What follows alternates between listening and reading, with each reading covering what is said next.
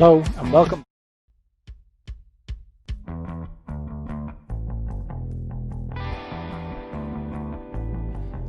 Hello and welcome back to another Betting Bankers live stream. We're here to discuss all things sports gambling related, with a focus on soccer, horse racing, NFL and NBA. We share our bets before the event starts and then we monitor the progress as the action happens. Let's get cheering on those winners and making some money.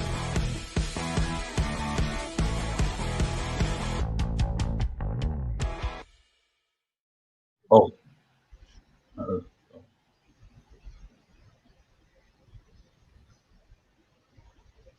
Hello? Maybe I can't hear you at all. Oh, yeah. No. You. Oh, my God. How's everybody getting on? Back? Good, how are you? All right, I'll be. Your face, I was like, that's not the reaction I was expecting to see. Everyone's staring at me. Yeah, just that panic in people's eyes. You're like, oh, no, it must be me. Everybody getting on? Good. Yeah, buzzing. Buzzing. Yeah. Actually, big weekend ahead. Loads of action in the this group weekend. today, yeah, I've been looking forward to a Friday this much in a while now. It's only the second Yeah. of the year, but really, really good for it. We'll just, before we dive into it, I'll be watching the Lazio Roma match tonight. It's the big one for me, but Slat, you've got something that's pretty much ready to pull the trigger on, so we might hand over to you for a moment there. Yeah, we're going to get the rolling bank going. So the same story. We're going to start tonight with 100 quid and see what we can get it up throughout the night. Any viewers are welcome to join us along the way, and hopefully we'll make a few quid.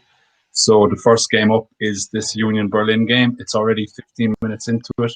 They're playing home to Leverkusen, and I'm just after getting on a first half goal at 1.7. So hopefully the €100 bet will return us €70 profit, and then we'll roll that full 170 onto the next bet. So yeah, there's been good stats. I think 9 out of 10 of Union Berlin's last 10 home games, 9 of them had a first half goal. 8 out of 10 of Leverkusen's away games had a first half goal, and the 4 head-to-heads I was able to see all had first half goals. I think 2 of them had 2 first half goals, and the other 2 of them first half goals. So it looks pretty decent. It's certainly good value at 1.7, and there's been a few shots in 15 minutes, so it looks like there's a bit of action. I think a few of the lads are keeping a closer eye on it. Nice, Yeah. Yeah, I've been watching that game here, Slats, and literally just before we came on air, there was a glorious chance from a corner. So a corner came in, a header, and I'd say it went about 2 inches wide. So we're lucky we didn't get that. What's been happening those last couple of weeks where we're just about to place the bet and it goes suspended. But it started fairly cagey, but it's starting to open up now. And as I was speaking, there was another chance there for Leverkusen. So starting to be kind of a little bit of a ding-dong battle. I think any of our regular viewers might know there's been a few, we call them mix-ups in terms of getting the bets on during the show. So we've decided to pass the reins over to the more reliable Sheriff to get the bets on for us. So take the reins from to that. Yeah. Be unbelievable to see. Doesn't matter who was doing it before. That's not really the point. Someone else is doing it now. Yeah, it would have been lovely there if there had been a goal straight away. You know, it definitely would have been the case of changing it. Would have saved. Well, I know what would be happening now is I'd be looking through my sportsbook app, going, why are they not showing the odds in decimals? And then just as the goal was going in, I'd realised I wasn't even on the exchange, and then hang my head in shame while the bet was not being won. But yeah, that match was really good for a goal, Slats. I was thinking myself probably the Roma game would have been the bet. There seems to be, I think Roma have one of the best records around at the minute for first half goals, but I think slightly overexposed on that game, and I think that the value with the other match being 15 minutes in it is definitely the better choice. Yeah, and it gives us option if we do manage to get an early goal, it gives us the option to roll that onto the Roma first half goal there. Yeah, hopefully. good point. We keep an eye and see how that's going, because I would think both are likely to draw. I think Roma have scored something like 23 goals in their 23 first half goals in their 9 games this season, in their 17 games this season. So when you were saying 9 games, I was like, that's amazing. 17 is still pretty. I was thinking, I was looking at the halftime tables and the home and away tables as well. I mixed them up. It's like, it's a pretty impressive, 23-9. But what about Lee and PK? What are you watching tonight? What are your focuses on? I only have the option of watching the 2 games that you're already watching, so I just have I have the Lazio Roma game in the background here, but I'll leave the updates to you. What time is on your clock there, PK, so that we're on the same page here? There's just a foul on Castillo. 1 second. I'm slightly ahead. Slightly behind me, so. 2:15 now. Yeah, I'm 2:50, so that's all right. As long as our viewers get the first pass of the action, I think we had a few mix-ups in previous weeks as well, so that's fine. I'm not giving any updates. It's fine. Lee, I presume you're watching the go-ahead Eagles, are you? Your boys Yeah, are in action. Yeah, I mean, I was trying, but I got a new feed in for this feed, but I'm having teething issues now. First night, so it's not great. I've got on to hopefully you'll get me up and running. I love that you called it a feed as well. Huh? I love that you called it a feed as well. Yeah, my feed. A 100% legal live feed. Absolutely, yeah. Absolutely. You've got the same supplier PK has, I presume. I mean, Jesus. Every match in the world ever. Every match in the world ever, and I just feel like he's always looking at his door for some reason. Wait, I don't know, the face he has when he watches matches, like he's expecting someone to burst through the bedroom door there. It's like, it's looking like a good weekend of sport coming up. There's quite a bit on, so kind of it's a nice start with this match on a Friday night. It's kind of a big warm up for the rest of the weekend, but it's actually you could be watching it from tonight through till Sunday night, really. Yeah, it's great, isn't it? It's exactly what you want in a lockdown. Like, it's just you could just binge sport all weekend, and there's no way you're going to be getting bored of it. Yeah. Nice variety this weekend as well. Maybe you're not all like me, but Oh no, I did very well actually. The tail end of last year, I was kind of setting my target, not depositing into the account for a while, and I did pretty well. But Christmas in January is back to the old ways, I think. So. Why That's not? Good here. Why not? It comes in it comes in streaks for me anyway. So I'm hoping I'm on the start of a hot streak. Things have been looking up the last week or so. So it's one of them weekends where you win a bit of money on a Friday night, or even this first thing on the Saturday, and it gives you a great buzz again and keeps it going. But then you lose your bollocks by Sunday evening. You're like, A hungover Sunday, and you just hungover, and just adding betting losses on top of the fucking hangover. Absolutely not endorsing that. I'm just speaking from personal experience. That's all. We've all been there, PK. You just deposit, and then an hour later deposit, and you're like, oh my god. We were looking at that email from the Toad. Remember that, Slats and Gary, the recent one that we saw. Pretty depraved. In fairness, fair play to them. So I suppose, do you want to explain what we were doing, LB, or do you want me to? I'll let you do it, because actually this Lazio game is getting pretty exciting here, and I won't do either justice to that story. Grand. Well, so I don't know whether even PK or Lino, but basically LB spotted that the pick six had rolled over a number of times during lockdown, and it got to a massive pot. So basically, for a couple of £100 investment, you were playing for a pot that was like, I don't know, 70, 80 grand or something like that. So we decided to get a little syndicate together. And we all put like £100 in or whatever in the first day. LB set up the Toad account from scratch. And we got close, didn't win, but nobody won it. So it rolled over to the next day. And again, we invested more, and then it rolled over again. So then I went to this massive, like, couple of £100 grand pot that we were playing for. So we loaded in on that again and ended up not winning.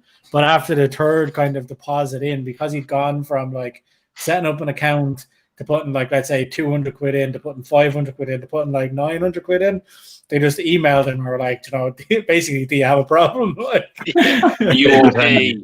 We've noticed a drastic change in your behavior. It's like, oh god. Just to undo that account, please. Remove it all. I should have told him someone stole my card, actually. And I hadn't used my card in the last 3 days. But I think it was a group of people's money, so it looked awfully high for one person. Like, yeah. Oh, and come here, how does that work? Because I'm not too familiar with that, like in practice, like what's involved in that, like. It's like the pools in the Football League, kind of. I'll let you explain it, Gary. Go ahead. Yeah, so you have to be a race card, and usually there's 6 races on a card, but it might be 7. So it's always the first 6 races on the card, and you have to pick the winner of each race. But you can do as many combinations as you want. So you can pick 2 horses in the first race, 3 horses in the second, 2 in the third. But obviously, the more horses you have in there, the more combinations, so the more it costs you. And then all the money goes into a massive pool. The those who are organised take a percentage of the pool, and then everything else gets paid out in the dividend. So let's say like there was $1 million in the pool, and they take 10%. So it'll be down to 900 grand as being the pool. Yeah. And if there's one winner, they get 900 grand. If it's 2 winners, you get 450, and so on. It's just a equal split by the amount of people that get it up. But you have to have all 6 winners on that day. So it's tough to get up, and it's nearly impossible on the big days to go in with one line. So just have one horse in every race and get it up. So you need to have a couple of 100 lions going in, and that's how it builds up in terms of your stake, very, very quickly. But it's good crack, especially you can do a play spot as well where they don't have to finish, they don't have to win, they just have to finish in the top 3. And obviously that's a little bit easier. But the pick 6, the dividend is usually be bigger because it's harder to get up. And how much does that cost them per line then to get involved? You can do what you want. Yeah, it's usually like a quid is like your line or whatever. One unit is a quid, but you could have less than 1 unit on each line. Yeah. And then you only win that percentage of the pot as well, Yeah, so Lee, if you did a 50% line and you were the only winner and the pot was $1 million, you'd only get $500,000. They kind of pro-rata or whatever the phrase is. Only. Yeah, you'd be only. Yeah. Or in reality, you get minus €900. That's probably what you actually get. And do you remember who ended up winning it? What how much they shelled out to win it? Would you get syndicates going in big to take down them big pots? I do. Yeah. There's it was £1 million. Syndicates the pot, so people would put huge amount into that. So it was really that first day, Gary, because if you remember, it was the bookies were still closed in England and Ireland, or certainly in England they were. So there was much less people were going to get at it, because anyone who didn't have an account couldn't. If you had a toad account, was the only way to do it.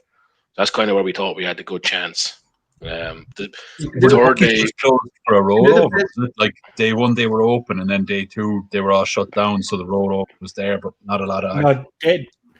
No, it had been rolling over for a couple of days, but it was all the bookies were closed in England and Ireland, and then the Irish ones opened up on the second day, and then the English ones had opened up by the weekend for the third day, and the huge pot then had But when the pot gets to that size, like nearly $1 million, you'd be getting the professionals looking at it as well, the way Lee was kind of saying. So the kind of edge was gone at that point, but. Anyway, I'm on the Gamble Aware list or whatever the Toad compiled after that. This Lazio match is end to end as well. I'm not sure if you're watching a PK, what you think of it.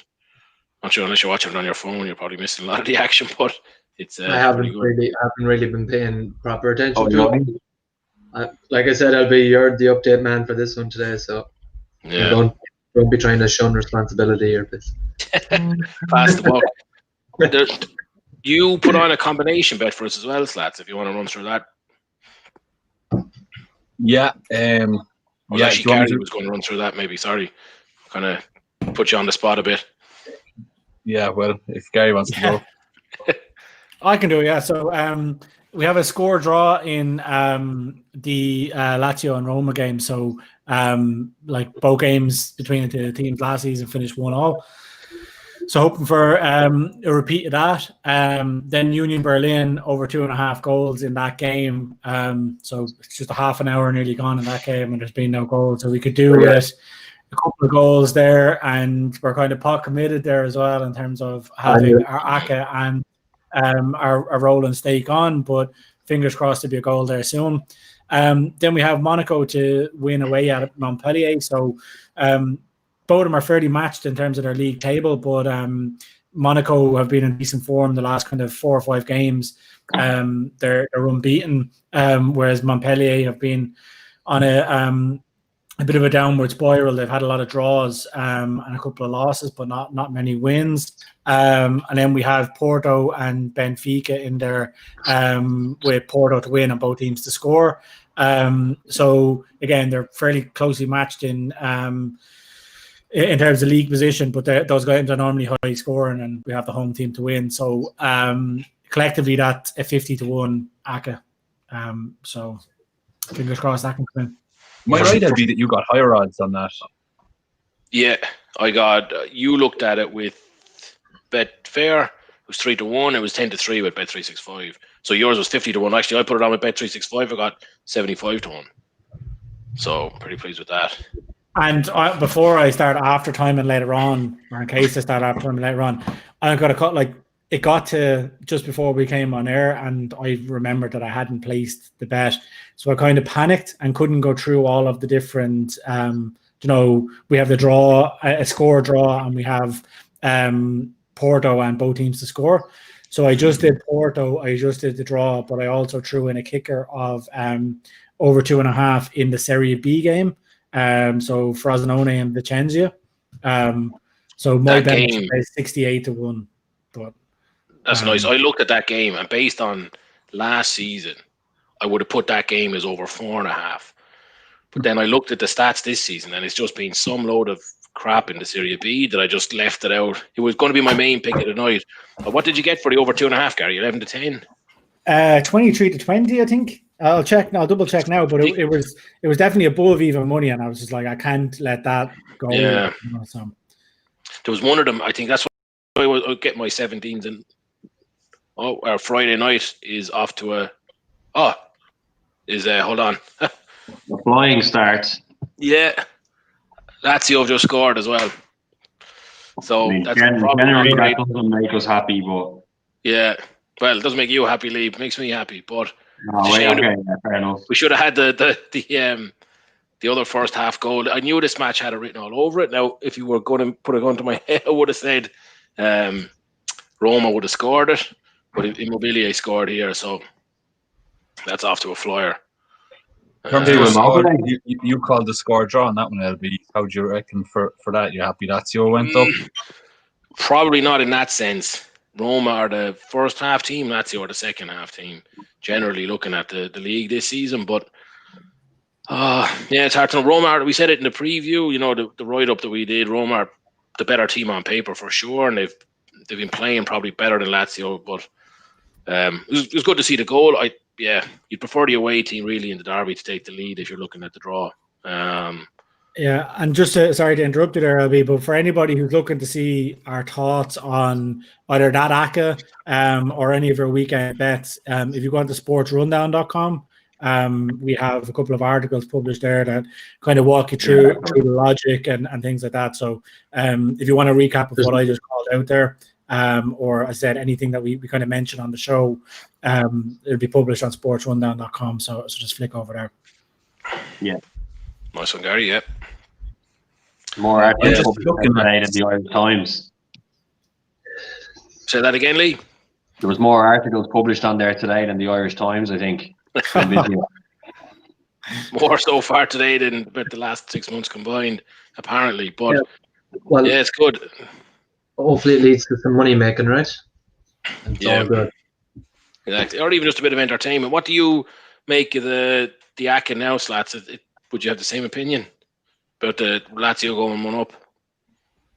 Well, we usually talk about that you prefer the away team to get the first goal in a score draw, but because they're so, there's a kind of fine balance between those two. You were saying you reckon Roma might, they're probably slightly the better team at the moment.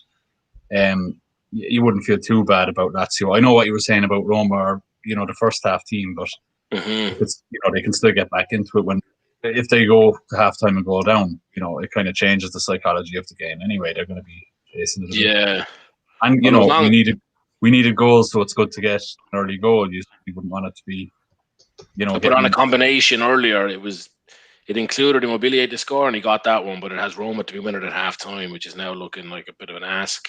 Tricky, yeah. But be $4,000 back off a tenner or something. It's an in-play ACA or a same game multi, but And what else other than those two? What else do you need?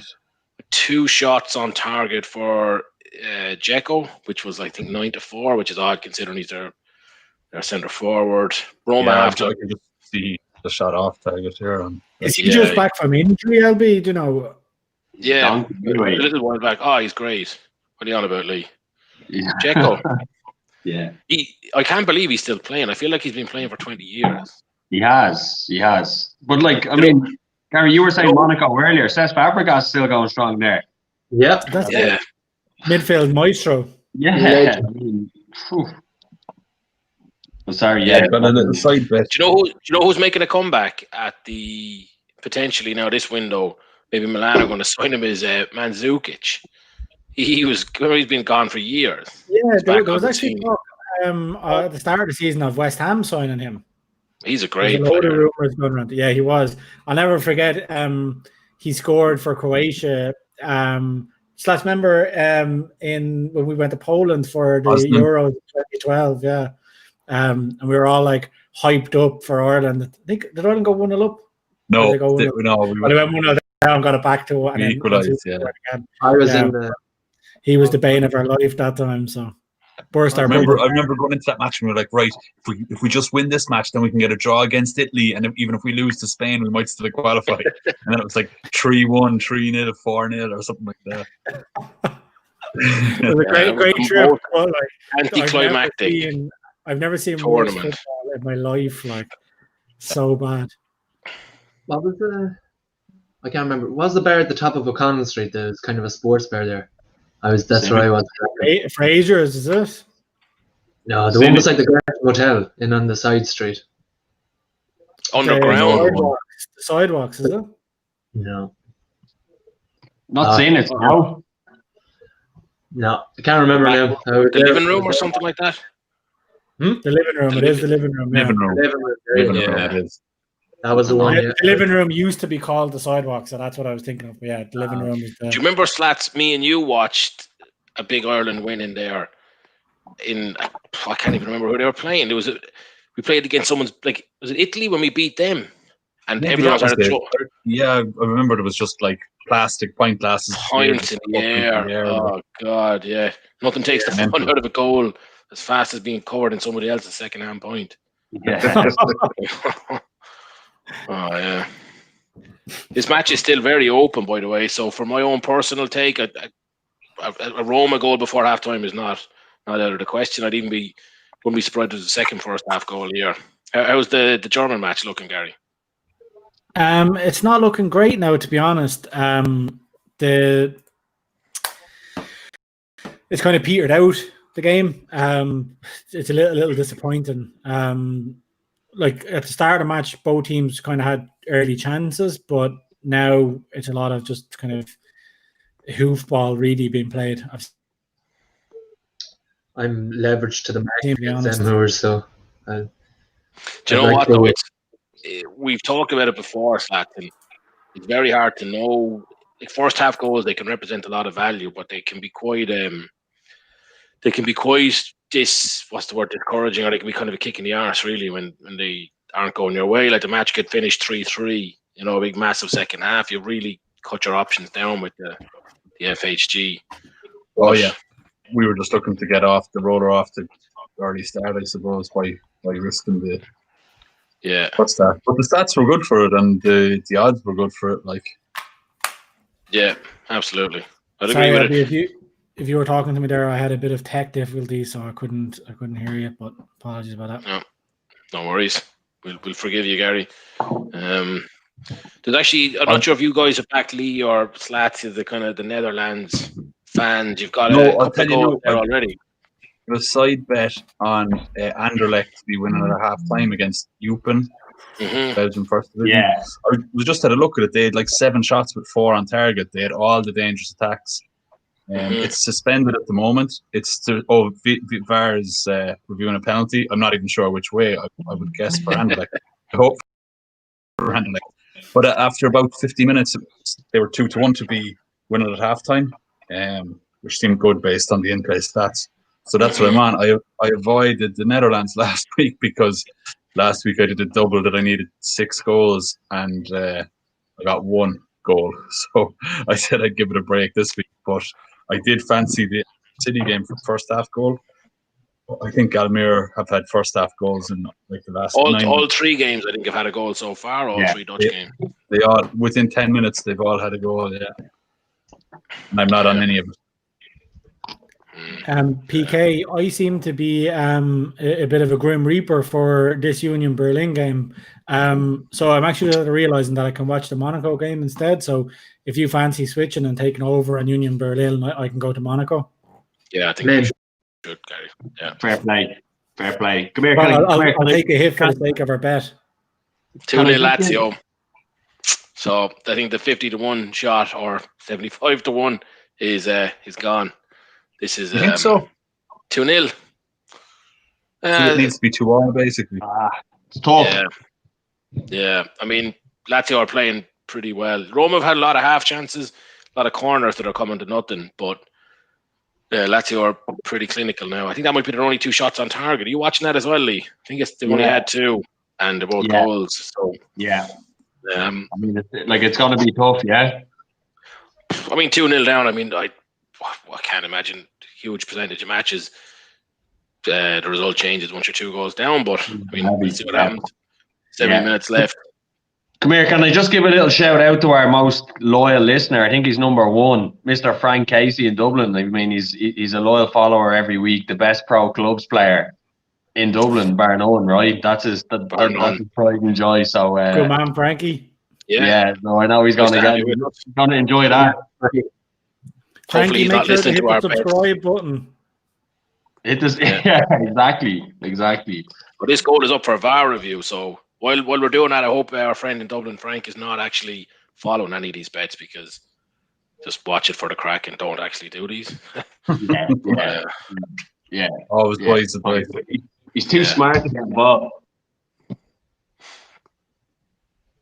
Yeah, I don't know. I mean, just to, I only flicked it on a while ago, but I mean, Lazio seems to be playing very well. I mean, obviously they're 2-0 up, so they are. But I mean, just in terms of how the game is going. Yeah, that's one of those derbies as well. Like, I think Lazio hate Roma an awful lot more than the other way around, so it's a much bigger deal for them. But 2-0. They're come here. Do you still have that Trastevere top that I got you? I'm pretty sure you forgot that I was the one who bought it for you, but whatever. How would I forget that? Well, I don't know, but I mean, you were rocking it around a WhatsApp group the other day, and you didn't drop a credit line, so I just assumed. You know what? We're not going to let you forget it anyway, LB. Do you know what? I wear it so much that I actually don't even realize it's on. That's what it is, Lee. So don't worry about it. You get all the credit. It's all right. I've told you. I texted you a couple of times. The amount of times I've gotten, I'd say, it's at least 4 the people have spoken to me because I'm wearing that top. Because they're whatever, they're Serie D semi-amateur team.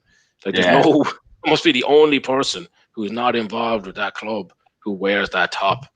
So I told you I was in Lidl in Woolwich in London, and some security guard came up to me and he started talking to me in Italian. I was just like, no. And then he just pointed at the top.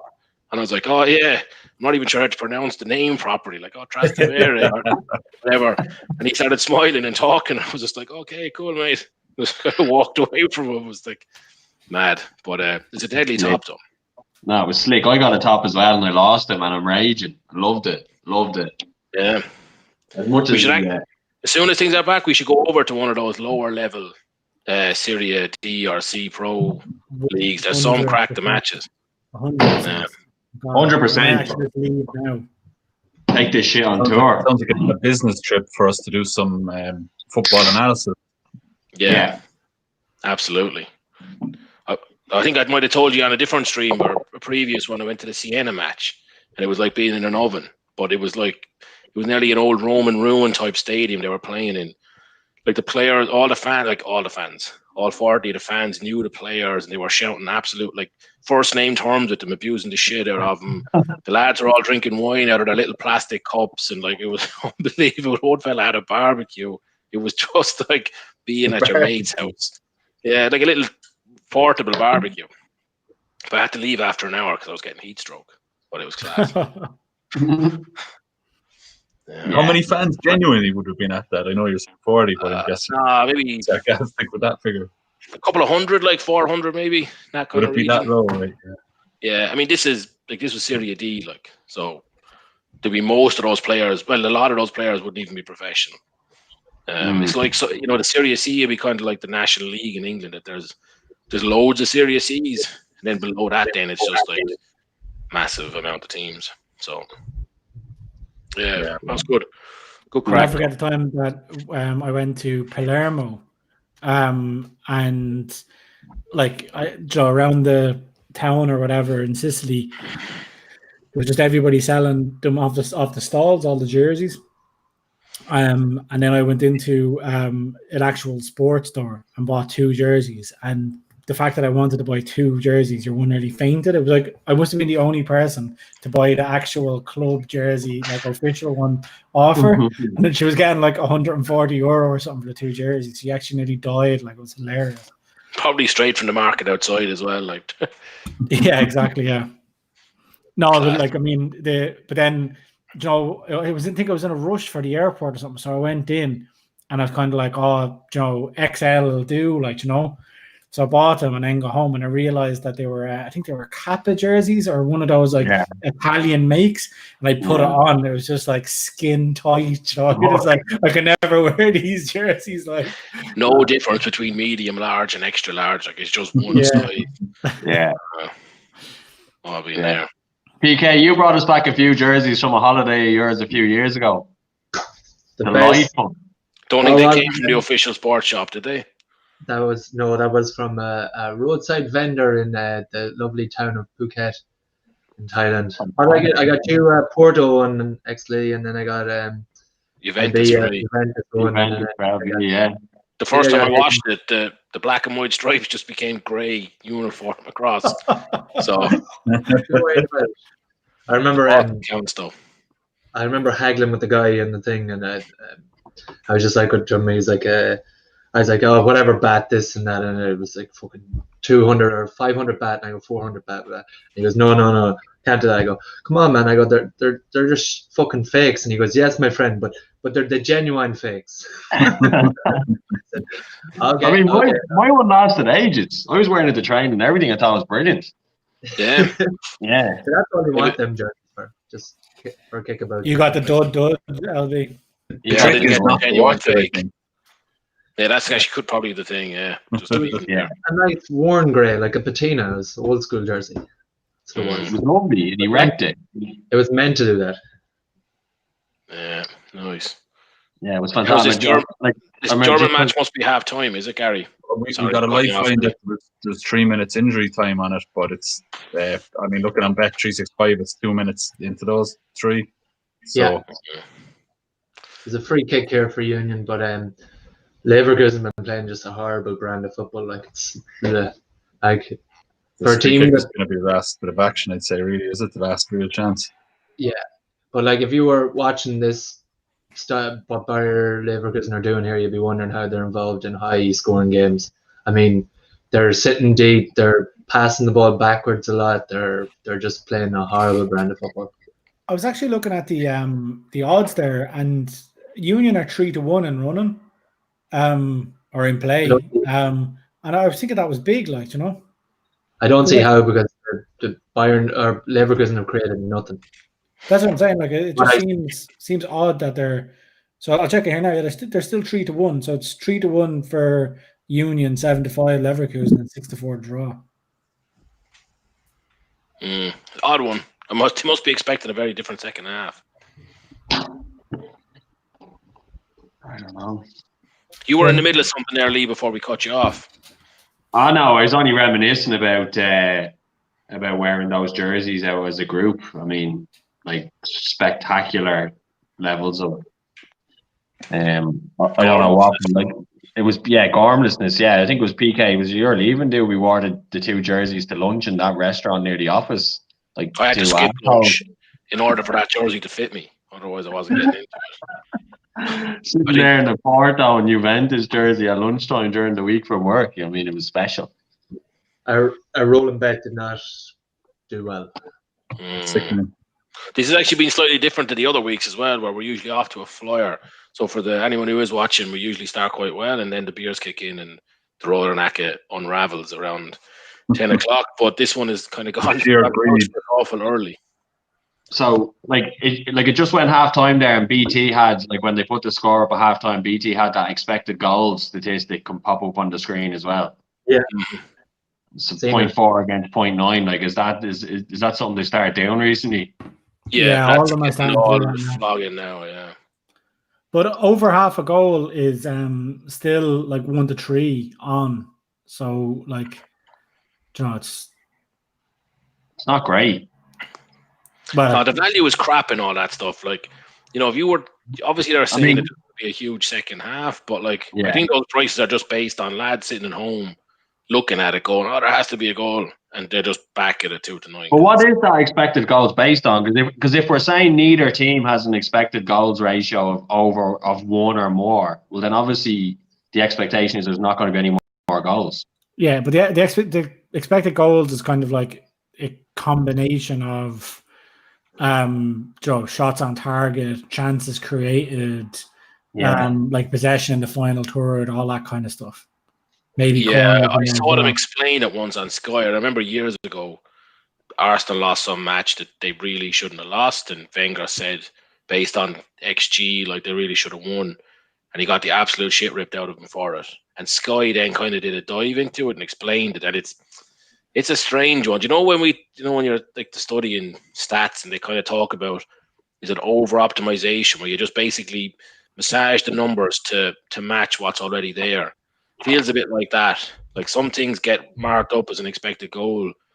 Yeah, they're very loose. Like, so I can't really remember the exact statistic, the exact definition of it, but I remember thinking it's not one that I'd be particularly putting a lot of attention on myself. Yeah. I mean, I've seen it pop up, and it's like it gives you expected goals, and like, more often than not, like the scoreline is loosely aligned to it. But like, is it something that's being refined, or is it like a statistic that's out there, like a fucking quarterback rating or something like that? I think it's along the lines of a quarterback rating that's out there. I don't have, like I don't have the exact detail of it, but we'll get it for next week. I look it up at halftime in the Lazio match, see what it is. I remember it's not crazy complicated. It's just that there's a little bit of subjectiveness in it, which always kind of throws it out. Anyway, this is pretty disappointing rolling bet we've done here with the Lazio one, because that was the first one we called out as well, wasn't it, for the first half goal? Someone threw it in the group. Some smart fella threw it in the group earlier. I mean, the stats supported the German game, so I'm not. It's disappointed. I don't have much issues with the bet. It just isn't going our way. You need luck with bets too, and just didn't roll our way tonight. Especially the first half ones. Actually, here, listen, there's still plenty of time left, lads, so we won't get too downhearted about it. Yeah. No, definitely not. Chirpy Gary, you're right. Very right.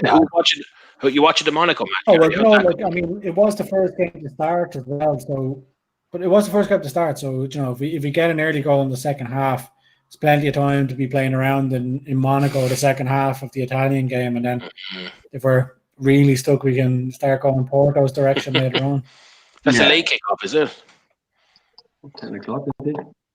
9 o'clock, yeah. Yeah. Yeah, so we had the big transfer news this week. Oh yeah, my favorite, my one and only, the guy that I mistake many people for, Mr. Dembele, my favorite. Is that a loan move? Did I read that? Loan to buy. Okay. So I think they spent I think it was around $1 million. I think it was a little over $1 million to get him for the rest of the season, and then 30 million. But like, it's a good move for him. Fucking great move. I mean, Lee on top of the table, but his form had gone to shit this year, so I think he's 1 goal in 16 games. Well, I think he had a fight with the manager. It seemed like, was it the Europa League or the Champions League they were in last season towards the end? I think it might have been the Champions League, and the manager subbed him, and there was a bit of aggro. And since then, he's kind of been out of favour, I think. So yeah, I think it was a good move for him. Yeah, big time. Yeah, I mean, like I'd always thought, and I know for sure we talked about it already. Like I was surprised he went there, and I thought he was going to go to England, but it is a great move. And the big man for fucking Atletico who got his contract cancelled, and I don't know why I can't think of his name offhand a few weeks ago. Diego Costa. Yeah, right. So not as much of a bully as him, but as much energy as him, like as we've seen. But I think it'll be a great signer for them. I think he'll do well there. Suits their direct style of play. Definitely. Yeah, suits them down to the ground. Like, and he is physical enough. Like, I mean, when you're talking, like, I know, like, he's like, in terms of playing style, like Odsonne Edouard. I mean, he's a similar player, but he's way, he's a stronger player. He looks after himself, protect the ball. So I think he'll do very well there. For 30 million, I mean, I think, like, if he was with Celtic, like when Celtic sold him to Lyon, if it was today, you'd be talking 30 million, that type of thing. So I think they've got a bargain, to be honest. He's only 24, so it's a great sign. Yeah. So I think it's a great sign. And one of the things I liked was on Twitter, like a lot of the Celtic, on Twitter, he'll often share Celtic updates, and when playing Rangers or whatever, like he's still involved. He still has that connection. And a lot of the Celtic players were responding to the news on Twitter on his account today. So, he's congratulating him. Fan favorite. Yeah, exactly. Like, just go and do it. You know what I mean? So, be interested to see how it works out for him. But a great move, and a great sign. Having a good season there as well. Yeah. Speaking of France, Monaco have just taken the lead, by the way. So nice. If Roma can get back into it in Italy, the Ake could be back on. But it's actually a really good goal as well. Who scored? I didn't quite catch who scored because I'm watching it on a small panel here on Bet365. But there was a corner came in, it got headed on, and there was a bicycle kick from the edge of the 16 or 6-yard box that hit the crossbar and then bounced out to kind of towards the edge of the 18-yard box. And your man caught it. Wasn't quite on the half volley, but just after it had bounced, caught it on the volley and into the net. So it was mad because your head was just taken by the ball rebounding off the crossbar, and then it was all of a sudden it was in the net, like so. Yeah, nice. Do you want to say that again, Slat? So you had your pronunciation practiced, I think. My weekly name pronunciation, Volland. Yeah. Or Volland. I just don't know where the emphasis is on that one. I think that's his 10th goal this season, and they actually signed him from Leverkusen. But come here, a bicycle kick. You don't fucking see that attempted much anymore. No. Yeah, no, the bicycle kick didn't score. So the bicycle kick hit the crossbar, and then it bounced back out to the edge of the box, and he kind of caught it on a sweep and volley into the bottom corner. So it's a good goal. But for a bicycle kick to bounce out to the edge of the box, it must have been a decent hit in the first place. It was, yeah. With a rocket against the crossbar, I didn't even think of that. Yeah, it must have drilled it. Must have hit that sweetly. Fair play. I mean, I always think about bicycle kick like I'd hurt me hip if I did. I've never done it. I've never even tried it. I mean, just ball land on your neck. Absolutely, I'd knock out a disc in my back. Just have to get stretched off. Hitting the deck. Yeah, no thanks. Fair play. Experience. This Roma game is still so open. It's actually ridiculous. If Roma score next, like you'd be delighted with that position. You've both teams scoring, score draw. You know what I mean? You're only one goal away from it. Yeah, 2-1 half time is actually great. Like it's or even early second half. But of course, 3-0 and it's over. You'd have to. Yeah, but what's left in the first half, LB? 5 minutes or so? 5 minutes, just a little less than 5 minutes. Yeah. What was I going to say? Oh, actually, I said to you, Slats, in the group. We were outside the group. We were just texting. I said I'd actually go with over 2.5 as the safe play if I was picking a safe one. Now it's 4-7 or something. So it's obviously a lot less than the 10-3. But you'd be absolutely laughing if you had that backed. The Serie A has been insane for goals this season. Yeah, but I think at the start of the season there was decent odds about it, but now the bookies have definitely caught on. They must have been caught with a few Akes or whatever, because like last week I went in and there was a few over 3.5s that were priced up at like less than even money, and you're like, But that one, back. Even last night, Atalanta last night, you were saying, 21 to even though it came in, 4 goals. Yeah, but it's still the that's stress, a joke. Mm. But you watch it, like, you need 4 goals in a match and a team to win. Like, you must be into less than 10% of matches at that stage. 4 goals. Yeah. Yeah, I mean, I was looking at Atlanta's games, and it was in around 50% of their last 10 games or something. Yeah. But it's still like it just didn't seem like worthwhile value. Could have been an awful one to lay though as well. Just watching those late goals. Yeah. Coasting for ages, and then the goals just start coming. Yeah. I didn't actually check it. Did Atalanta win last night, or what was the score? 3-1. 3-1. Yeah, came in. The bet came in as well. We didn't back it, but I had it backed with 2 other losers actually, so it didn't matter. Did anyone actually watch the Arsenal Palace match? No. I watched bits of it, but we talked at the start of the season, Gary. Yeah, it was a crap match. That we didn't particularly rate Palace's chances this season, early on in the season, but they've been pretty impressive in a lot of the. Anytime I've seen them this season, they look good, and they really should have won last night. Palace. They had 3, like one off the crossbar, one off the post / a save, and then a really good chance that they just fluffed their lines. But they really should have won, and they looked impressive anytime I've seen them. Considering they're so old, like must have an average. Yeah. I mean, but a lot of players have been around the block, right? He really gets the credit he deserves. Like, he has the bare bones of a squad most of the time, and he's kind of putting like misfits together. Like I said, I didn't see the whole game last night, but I saw on Twitter a few people were saying that like Cheku Kouyaté would be the man of the match, and when he was at West Ham, like he was popular because he seems like a good personality or whatever. Like the fans kind of liked him from that perspective, but like he wasn't the greatest footballer in the world, and then all of a sudden he's playing centre half for Palace against Arsenal in the Emirates and getting man of the match. Like it's I think Hodgson deserves a big kind of pat on the back there. Like yeah, he gets no credit really. Hodgson, he's nearly kind of laughed at, like, or kind of that conveyor belt. Yeah, but it's that kind of thing when you take over the England job and you don't do well, you have it like it's like Steve McLaren when the Wally with the Brawley, like his career was never, he could have taken over Barcelona, won 3 Champions Leagues, and he still would have been known as Wally with the Brawley, like that way.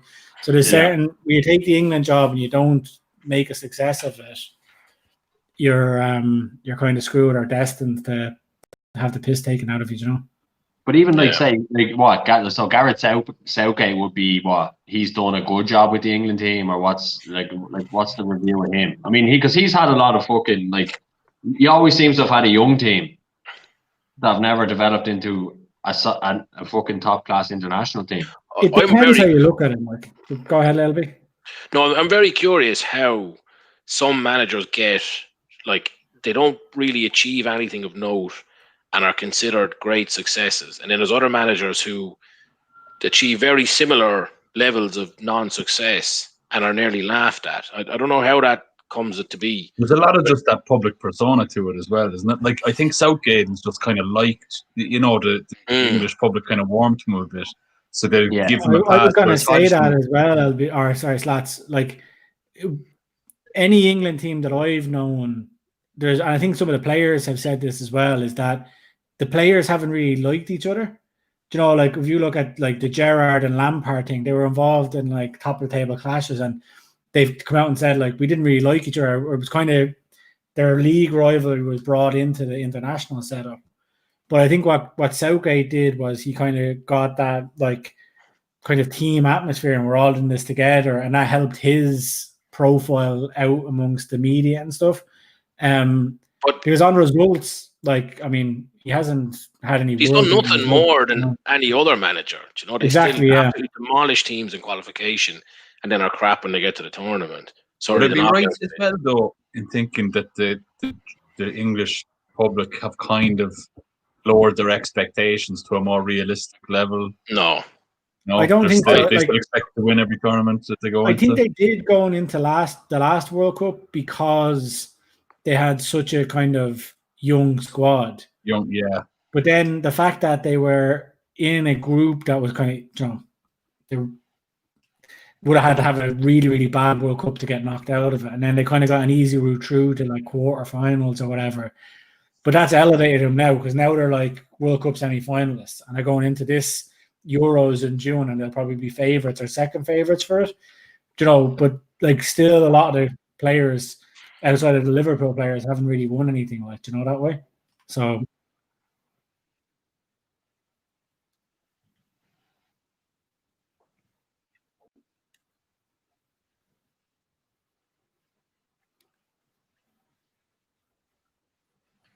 that's kind of what they're saying. Like, they played Belgium.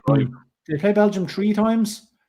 So they got beaten by them twice and lost once, I think, something like that. So, so we're here. Monaco have gone 2-0 up. So that bet's looking good.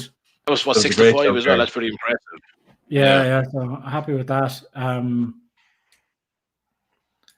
I'm the ACA that I did was with Bet365, so you get the 2-0 payout, which is always a good bonus, like that way. Yeah, that's great. I could really do a Roma coming back to make that a possibility or a sweat, This match is beginning to look like your kind of typical, stereotypical old Italian stuff. Every time Roma get a chance now, they're getting kind of snuffed out. Well, it was half time, but at the end of the first half there. So I don't know if Roma have it in them, really. No. I also need to be winning at half time and they're 2-0 down, so my call on that wasn't particularly good. But I don't know if they have it in them based on that first half to trouble Lazio here. And Lazio, I think I'll be putting a correction out there, by the way, because I think the goal is going to be offside. But like last season, like Lazio really could have won the league, and it was against the good teams where they were at their best. Like they beat Juventus twice, I think once in the cup and once in the league. They beat Inter, they beat Milan, they beat Roma. They drew at Roma twice. They won all the tough games last season, beat Napoli, and then kind of slipped up against some of the more winnable games. So they look back to that kind of style here. So I'd be very surprised happily be surprised if they throw it away here, but need something big from Roma. And Roma don't have a great bench at the minute either. So anyway, things have happened. We'll keep the faith.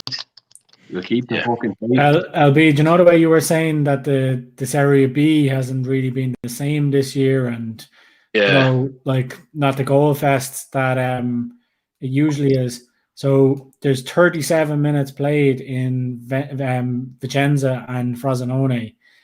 How many shots on target? I don't know which way this is going to go. So there's either 12 or none.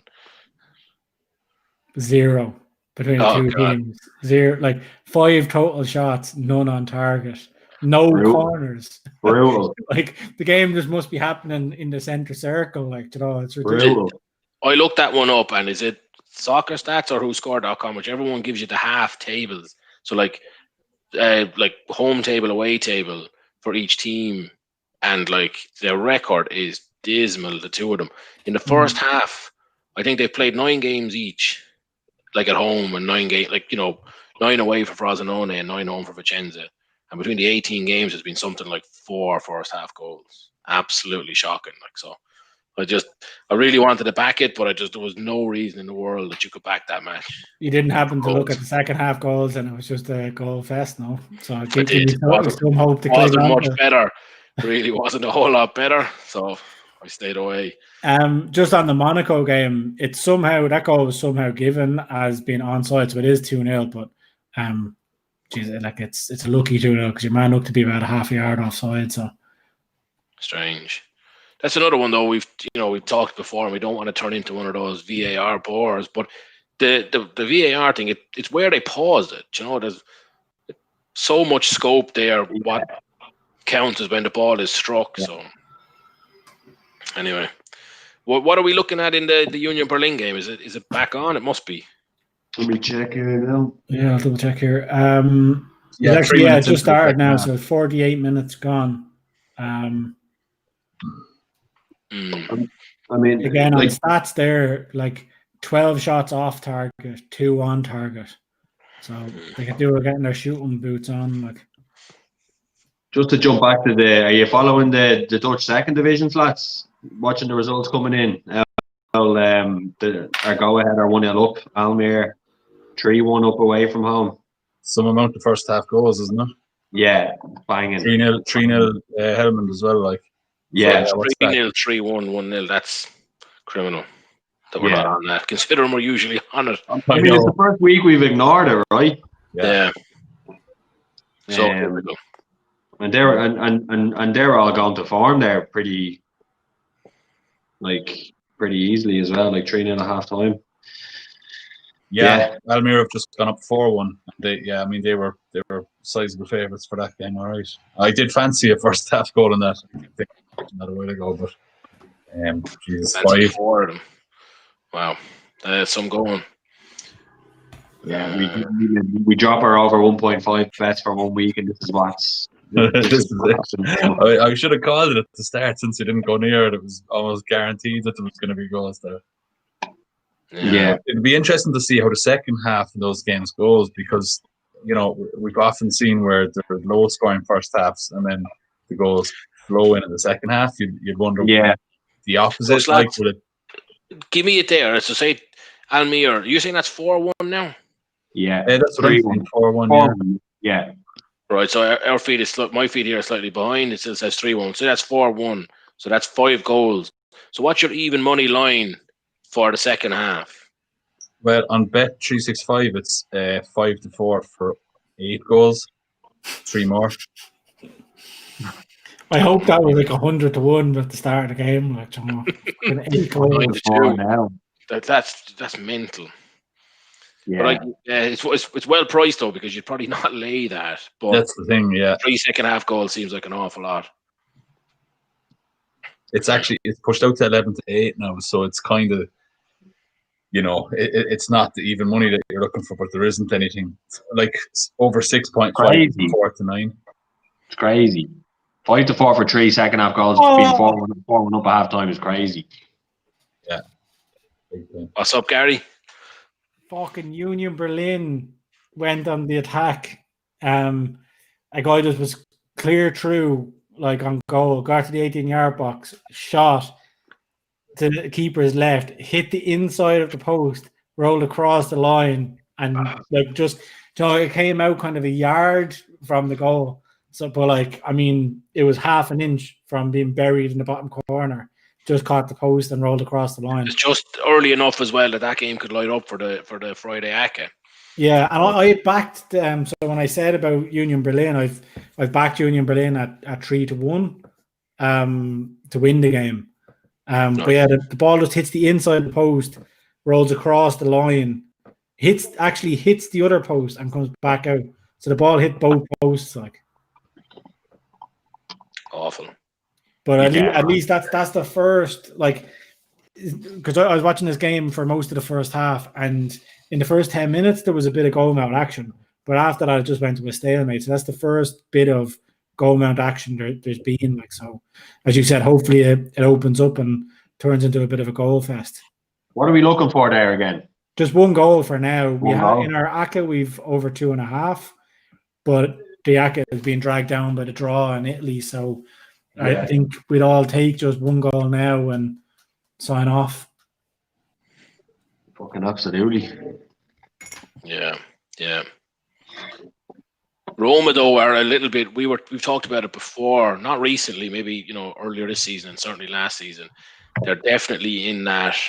The way Man United have been the last few months, back when they're behind, laying when they're ahead type of situation. So I haven't actually looked at that particular stat for Roma recently, but they were certainly historically a team for that. They go 2-0 up and throw it away, or go down and come back. But they have some fucking squad at the minute as well. Like when we were saying Palace have allowed a journeyman. Like we were talking about Roma earlier, I was looking at them. Like, they've fucking all sorts of lads playing for them now at the minute. Mkhitaryan's floating about as well. He's actually been decent for them, Henrik. So Jesus. He couldn't kick a ball for your lads, first of all. Yeah. It's strange kind of career, Mkhitaryan. I feel like a lot of where did players he come from first of all? When he came with all the promise, it was before Dortmund. Dortmund. Yeah. Dortmund. Yeah.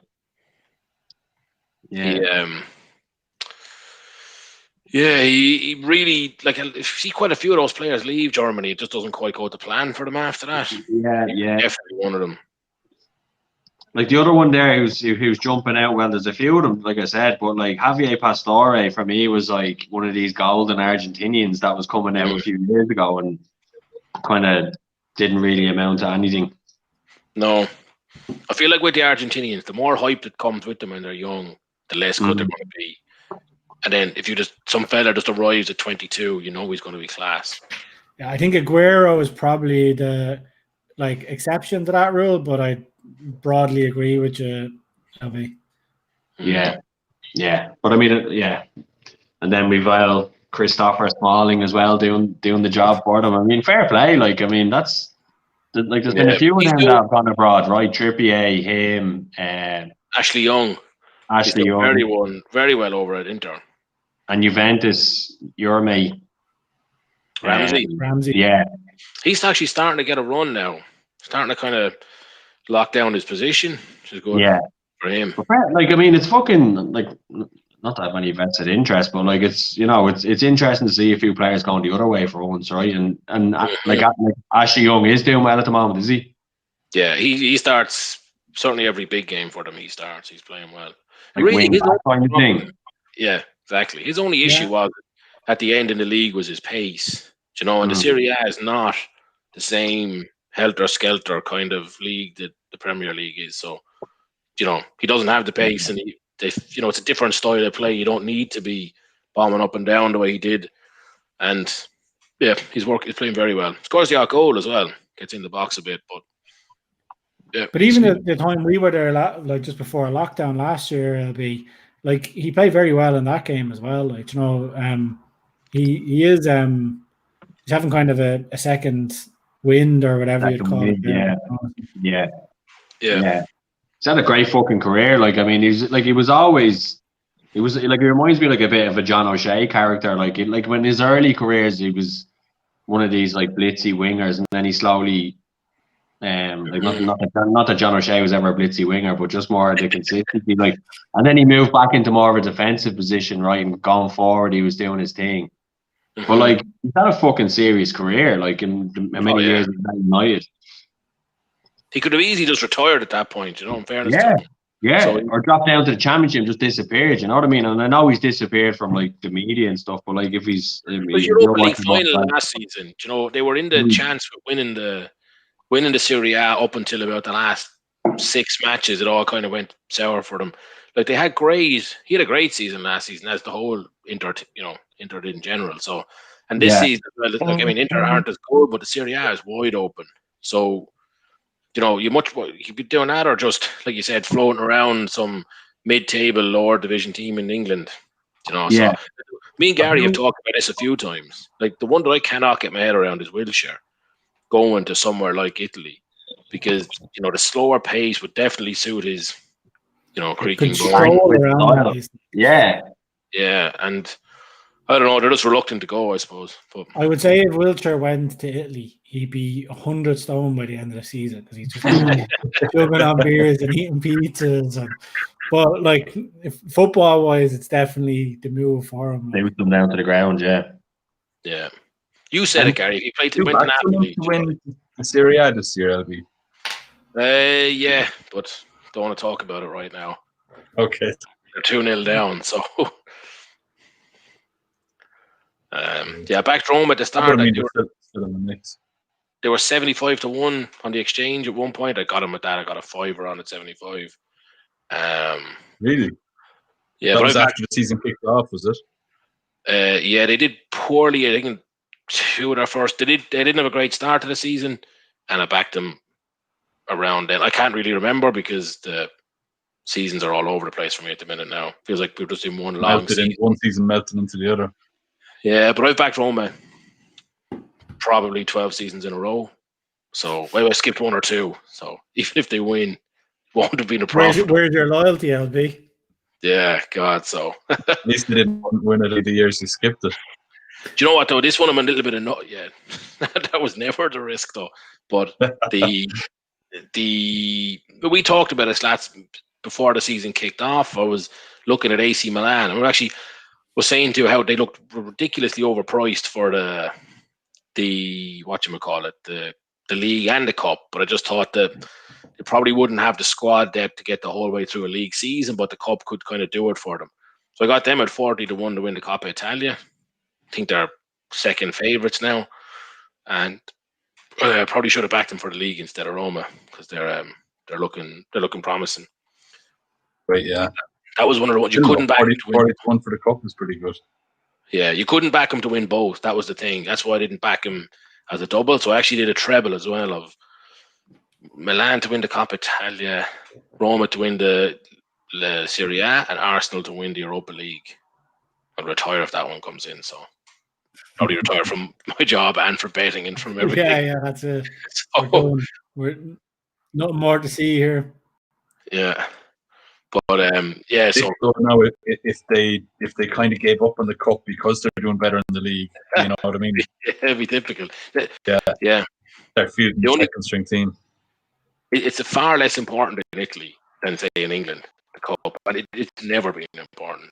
So notice that from it's one of those competitions as a just as a what you call it, a gambler just who enjoys a bit of gambling and isn't an expert on the Serie A, and you see the Coppa Italia and you're like backing Juventus to win their match, and the next thing they lose to this team that you've never heard of. Like, yeah, I had actually a bit of a sickening one yesterday, or earlier in the week. It was Spal won. Who are they playing against? Sassuolo. And last night getting going out on penalties as well. Yeah. But I thought Spal might upset them, and instead of just backing them to win, I backed their centre forward to have 2 or more shots at 4 to 1, and they won 2-0. They didn't have a single shot in the match. But that is sick. And you probably clicked on the market, backed them to win, and then you just start browsing through your options. Oh, that's what it is. Let's go safe here. If I fancy who's this guy? I want to have 2 shots on target. Yeah, God. When you're like, what? Raging about it. First goal went in, I was like, right, grand. You can see the first goal having nothing to do with their centre forward. 3-on-1, please. Oh, how can you do that? I think it could be the same guy as well. There was a 3-on-1, and the fella running with the ball, the pitch is shit, so the ball started bobbling, so he had to slow down. So then the defenders all started coming back, and he played your man in. But the guy had all the time in the world to pick a spot and then puts it wide. It's like they definitely, the less time they have to think, the better, as a rule of thumb. But even if he had a work keeper, the keeper might have parried out to one of the other lads. But putting it wide was just the worst thing you can do, Yeah. What match were we looking at recently? And we had a guy to have a shot on target, and he got a penalty, and he missed the target. I think it was in Serie B, or maybe a low enough team in the Serie A. You're just like, how do you do that? Might be them. Honestly, I'd get my granny out and she'd step out of her wheelchair and hit the target. Like, what? And it's so rare that a missed penalty, you're still happy with. If you hit the fucking target, you couldn't give a shit if it goes in. Yeah, that's it. But you couldn't just chalk it up. You're just like, right, worst case scenario, the keeper saves it, but it's a shot. Oh yeah, spending that money straight away. Like, fuck's sake! Absolute dope. God. So I was just driving insane, those ones as well. Because you're like, we all laugh about, you put on a crap bet like this one, my Roma to be winning at halftime, just had no hope. But when you call it and then they just do something like that, probably 1 in 1,000 penalties doesn't hit the target. And I think did you pick 2 players to have the shots, and the other fella did. Man only didn't because he hit a penalty over the bar. Yeah. What was that? I forget that again now. Was somebody sent off? That was it. Benevento were playing, and they were playing against 10 men, and their forwards' shots on target odds hadn't come in. Remember? That's what was going on. And they were losing 1-0, weren't they? So they kind of had to go for it. Yeah. Mad. I love when you see, that one didn't work out, but I love when you see a kind of a little edge in a market like that. You're like, all right, great. It's going to be, you feel really like you're kind of onto something, Yeah, big time, yeah. if you could just stick to those type of bets, say you would do well over time, like when you can find that little edge. Like, you mightn't win every time, but there's that, you know what I mean? You're definitely getting value there. Like. So I was just gonna say Union Berlin are still like they're 7-2 to win this game, and they're having all the best chances. Like it's ridiculous. So anybody looking for a long shot in play, you could do worse than have that bet. So funny because, like, I'll tell you now, the stats for that game on Bet365, Gary, are saying Leverkusen have set 69% of possession. They've had 34 dangerous attacks to 16 from Berlin. So, not more than double. Now, in fairness, Berlin are hitting them on the attack, on the counter attack. But like the dangerous attacks that Bet365 are saying is like Frankfurt getting to the 18-yard box. Yeah, and then they lose they get hit on the counter attack. But just as I was saying, like back Union Berlin, the ball went into the Berlin box, like defensively. And a player went to back pass the keeper and nearly scored like the worst own goal. A little toe tap back to the keeper, like you fucking fair play. The keeper couldn't pick it up, so he had to do this big, like lunge with his feet to stop it from going into the bottom corner, like a scissor. But it was such a delicate touch as well, like fair play. Like if you looked away for a second, you'd miss he even touched it, kind of thing. Lee, pardon? Did you see that there? Yeah. Ridiculous, and it would have been, I'd say, about 6 seconds after I said 7-2, great in play price, and then it was like the worst on goal. Little toe bag in the box. Thankfully, they can go in. I mean, I'm still thinking that, like I have that in the back of my mind, that expected goals, right? So 0.4 against 0.9, and it was what did you say, Gary? 3-1 on for a goal in the second half. Yeah, it was. Yeah. So. I mean, be interesting to see how it plays out. I mean, there has been a few, like I wouldn't say there's any clear-cut chances, but there's been definitely a lot of action. I know there's been 2 or 3 for Union. I said that Union are dangerous on the counter attack here. What minute are you on there, guys? Just go to 65. Okay. Have you been watching that Serie B game, Gary? No. It was at half time the last time I looked. It's still half time. It's just coming out at half time now. But yeah, I mean, you were saying there's not a shot on target yet. I mean, Frosinone are 31-10. And like they're more experienced team than Vicenza. I don't know, does it seem like a huge price? 3 shots to 2. I don't want to do that. I always, we talk about the pronunciation of these names. I always just read them as the frozen one. like the chosen one. Stats for this game. It just come up to second half stats in this game, and it's 60% Union. And they've had 4 shots on target to Leverkusen's 2. So on target. Second half.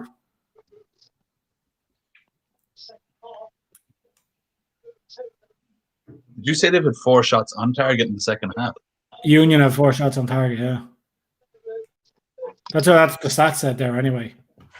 I just checked it up there, and obviously the draw in the Roma match is 6-1, so it's a big price. But Roma to come back and draw, Union to win, and Frosinone to win, it's 155-1. Considering 2 of those matches are draws already. That's insane. What would it still be? What would that be? 4-1 and 31-10 for the without Roma. That's still nearly up to 20, whatever it be, 17-1. That's massive. Might do that double actually. What is it, Berlin and Frosinone? Frosinone, yeah. Yeah, I'm actually going to do that now, LB. Yeah, I can't believe that. Because Union are out to 4-1 now. Yeah. Are we doing a little group bet there, or is it all individual stuff? Do you want in on this, Lee? I'll do it here. Yeah, go on, yeah.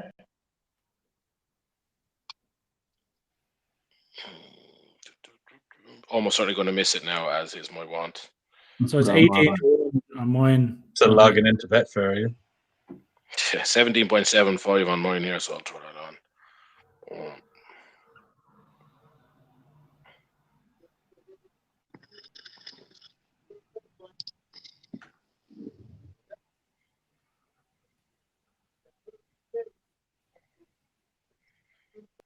Yeah, we'll see. I mean,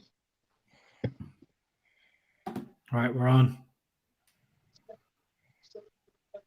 You ever see this in American football?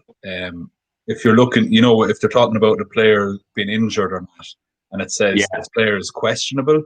yeah, That's the terminology they use in NFL as well.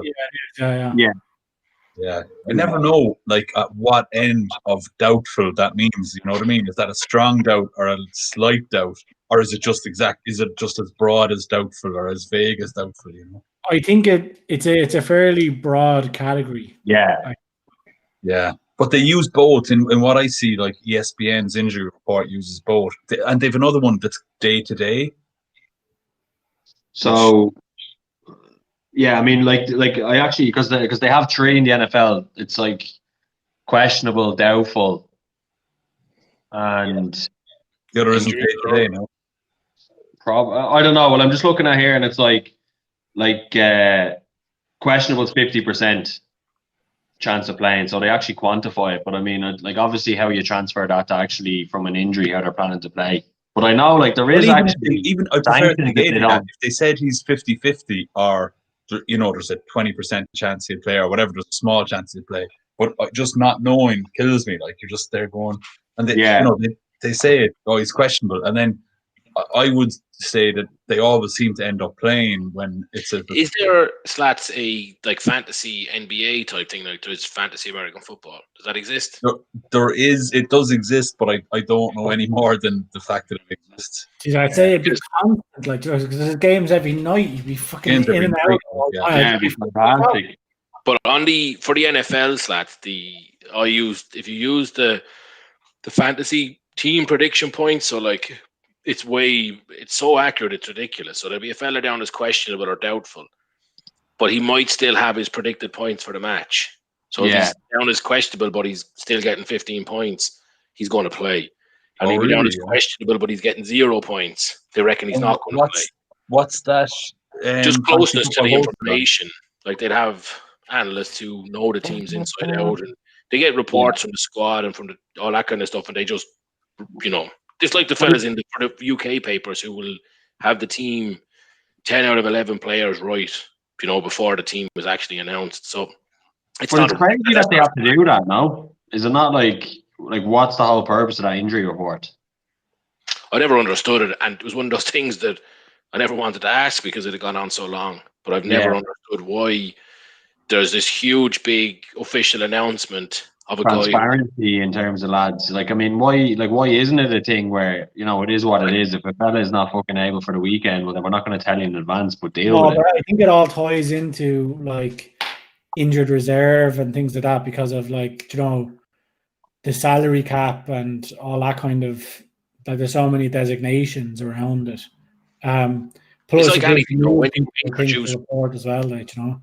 Rules, you need to bring in more and more rules, and you're always bringing in updates. You know, every time you add a new people rule. Questioning, like if there's any loophole left, then you have to kind of tighten that up and make a rule to. Exactly. How to play it again. But it is strange. Like, I mean, it's there for manipulation, surely. Like, I know they take it serious, right? Belichick was one in the past. He did it a few times, and you know, throw a bit of ambiguity in there. But like. Yeah, it's strange, but it's one of the many strange things about American sport, in fairness. Yeah, I don't know like whether this is right or not, so I'm to make an assumption, but I would assume that if a player wasn't down as being like designated as being like, you know, questionable or whatever, and didn't play, there'd be like probably a fine or something involved for the clubs. There would be, yeah. It's the There's NFL for resting players. But then you have to think, why don't they just say that every player is questionable every week, and then you know what I mean, play them all, and then they never risk that kind of There has to be some legitimacy behind it. But like, I mean, like what you're saying, like why not just stick everyone? Yeah, but like that, there needs to be like they obviously do some review. Yeah, there has to be somebody judging it. If they're taking the piss, Yeah. They still get fined either direction. Like, they can't just kind of get away with that. But I've no idea what the ins and outs of it are. Yeah. I mean, And the NBA is similar, Slav, is it? Yeah, I mean, there was definitely Kawhi Leonard for the Clippers last year. Like, it was, he'd been injured and it was he had moved through and had an injury on him, but they were only kind of playing him every second game sort of thing. And there was just this whole debate going on of, should they be getting fined for resting him, or should they be allowed to rest him because he was back from injury? And I mean, that's crazy, that talk. Like, why? I mean, you decide what team plays. I mean, what? You should be forced to play who's fucking perceived to be your best player, regardless. Yeah, it's mental how it's so, like, agree. the home of capitalism, and then their sports are so socialist, they're nearly communist. Like, you mandated by the central authority what you have to do and all this kind of carry on. Like, it's crazy. And Slats, what was the rationale? Like, he was coming back from it. Like, he's not, I just Googled him there. Like, he's only, he's in the league, 6 years or so? Or no, sorry. He's only in the league a couple of years. Like, it's not as if he's an old guy. Like, they were just protecting him coming back from injury. Young guys can get injuries too, Leon. I know, but I mean, the PK, you're probably familiar with him. He was with the Raptors when they won the NBA, and then he moved back to the Clippers, and it was a big signing for them and all that. He's a young enough fella, but he's one of the kind of. I don't know. I'm doing a quick Google here. To be honest, I don't know. I'm just interested in the background for the injury now. For a good few seasons before that, was it the Phoenix Suns or no? Was it? Yeah, the Suns. Yeah, he's not that young. But they did the same with him here in Toronto. He came after a bad injury and they took a risk on him, and he only played at max every second game. So they were definitely doing load management with him, and then they used him as much as they physically could in the playoffs, and he ended up winning it for them. Like, so, I mean, it paid dividends there. I don't think there's anything that anyone should dictate how much No. team should use their players, and I mean that's what the management's there for, and coaches, right? To try and quantify that, right? It makes no sense that an outside source can tell them what to do in that regard. Like. No, I think it's just the amount of money in terms of viewership and fans showing up to games, and that the stars aren't playing and they've paid for their ticket, and they don't want to deter fans from going to games if the stars. It's insane, though. Really, like, I mean, I don't know enough about basketball, but like, is there? And you certainly see it in our football, soccer, and rugby as well. Like, you'd have types of teams for types of players for types of games, and certain opposition would lend themselves more to different setups and stuff like that. Like, surely there's a case to be made to say, okay, this guy's probably our star player, but in this match, he's not the guy we want. Well, I mean, just with Kawhi at the Clippers, they've kind of two stars. They've him and Paul George, and they were kind of nearly rotating them a bit, or you know what I mean. They might give George a rest if Leonard was playing, if Kawhi was playing, and then for the big games, big opposition, they would play both of them. They'd start both of them. So yeah, I mean, I guess there's an element of that, but there was still definitely games where the two of them could have been playing in terms of not being injured or that, but they'd be resting one or the other, and mainly Kawhi was getting rested. We just got a stat up, by the way, in the Roma game. Lazio have had 6 shots on target to Roma's 0. So couldn't have called this match worse now, really, if I was trying. So nearly 52 minutes in the Serie B, and there's been 1 shot on target in the game. So I wonder, was it just a big con? The lads were all in on it last season, and now they've made their money and they're going back. They're resetting the bar. Probably. I mean, it's always a fucking con anyway, isn't it? I've seen a few fellas now. I don't know. They're just looking to make a name for themselves, but their whole thing is that way more kind of professional sports to be kind of not fixed but rigged than we would think. Yeah. I mean, there was a guy I knew who was playing in England for like the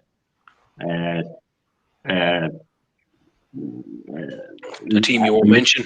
Yeah, League 1 or 2 outfit coming to Ireland, and I know it was only a Premier or get the delete button out now, LB. Yeah, but for friendlies, and apparently there was all sorts going on. Yeah. it's. I mean, it has to be. It has to be. Like, actually, did you see the correspondence about the Trippier? I don't know whether you talked about it last week, but yeah, but I think like, all right, go on. Let you finish your story first. Go on now. well, no. I mean, I was about to say, like, I mean, first of all, like, he offered up his phone, right? So he was voluntarily overly engaging with the whole process more than he needed to do. And second of all, I mean, I was shocked at how little there was involved in what he said. But like, What did he say? Lump on if you want, or something like that. Exactly. Like, I mean, he was like, I mean, maybe they're talking off. You know, I mean, it's stupid that they're fucking putting it on WhatsApp in the first place. Like, just ring him. You know what I mean? Have a conversation. But like, he was like, yeah, lump on if you want. You know, I'm not covering it, whatever. But like, he actually said, "Fuck all." In fairness, right? Your mate's texting. That was so shafting. It was a shafting. It was a joke.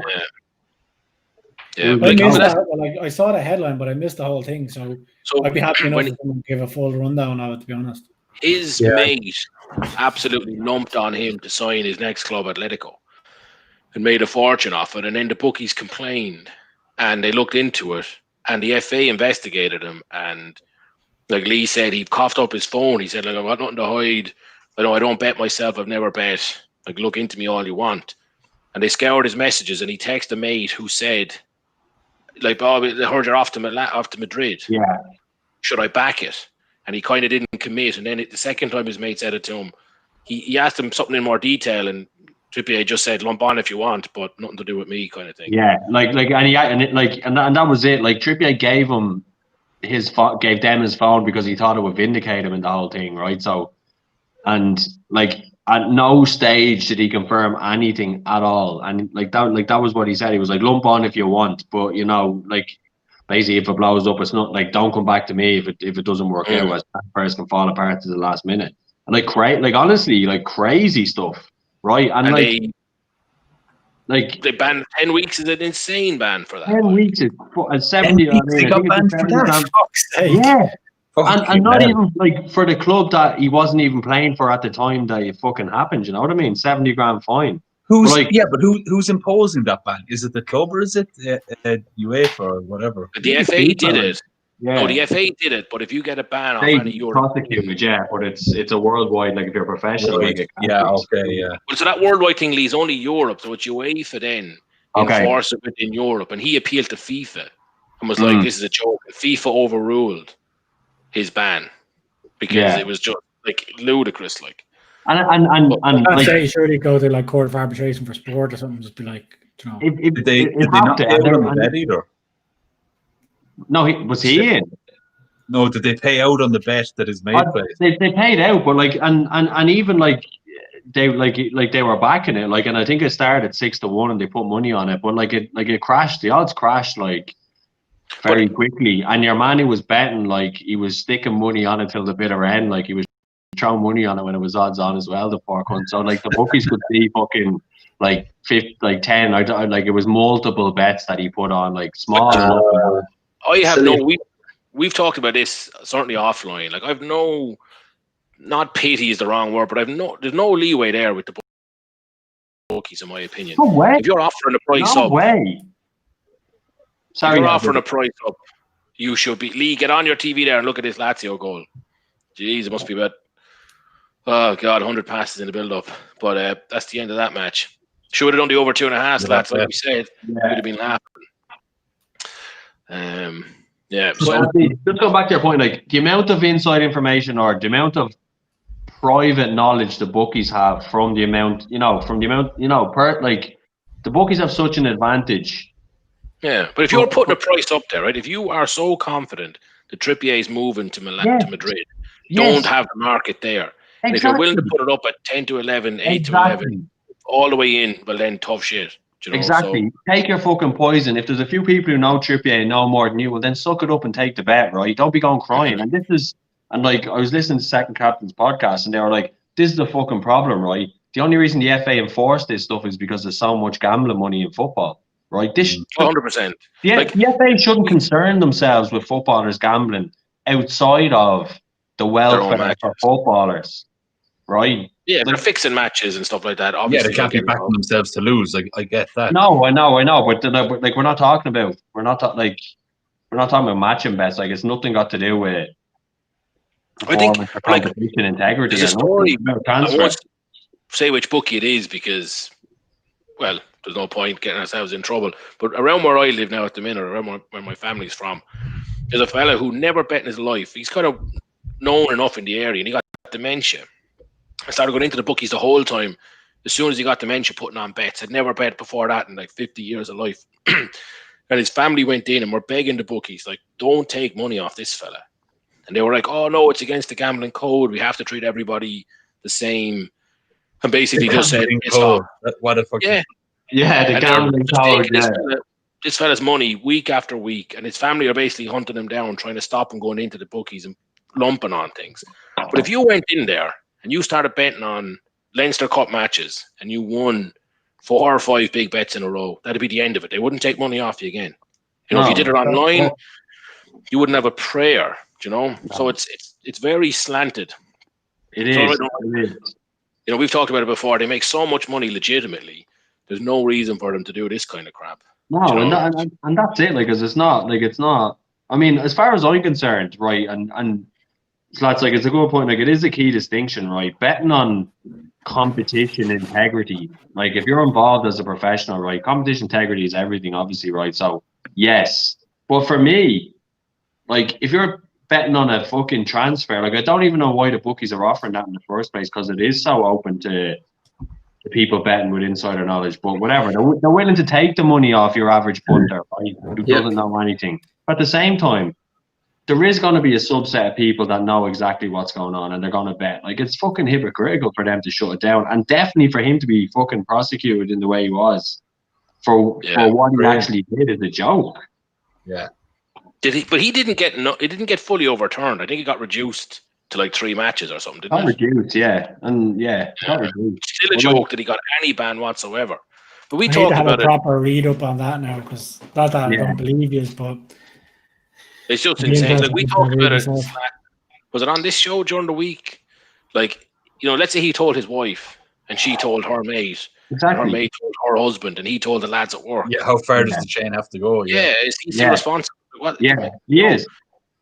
As far as they're concerned. As far as they're concerned, he is. But like we said, it was definitely in this group. Somebody was saying, you know, his wife probably wants to have a say in whether or not they're moving country, so she has to be in on the conversation. They probably have kids and all that crap. Yeah, she's talking to some state agent over in Spain, and then he's like, "Oh, yeah, I'm gonna fucking get in this bet." Like, it's not like this fucking like insider trading on the fucking stock market. No. It's like his job. He's allowed like tell people, "I've applied for this job with a soccer club." My fucking mates. Imagine we were moving country for a job and we're not allowed to tell our mates until we're moving.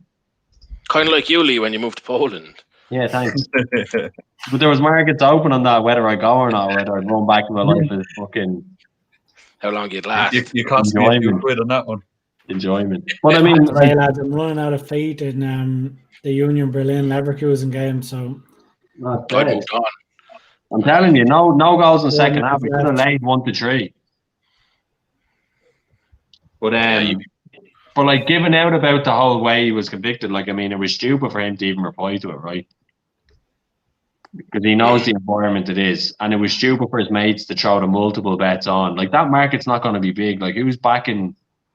That's what I was going to say. Like, if you went in right on a normal transfer market and you tried to put on, especially like, if you've never put before, you just set up your first online account and loaned 500 quid on a thing. Yeah, that would probably be the end of it. They wouldn't take any more.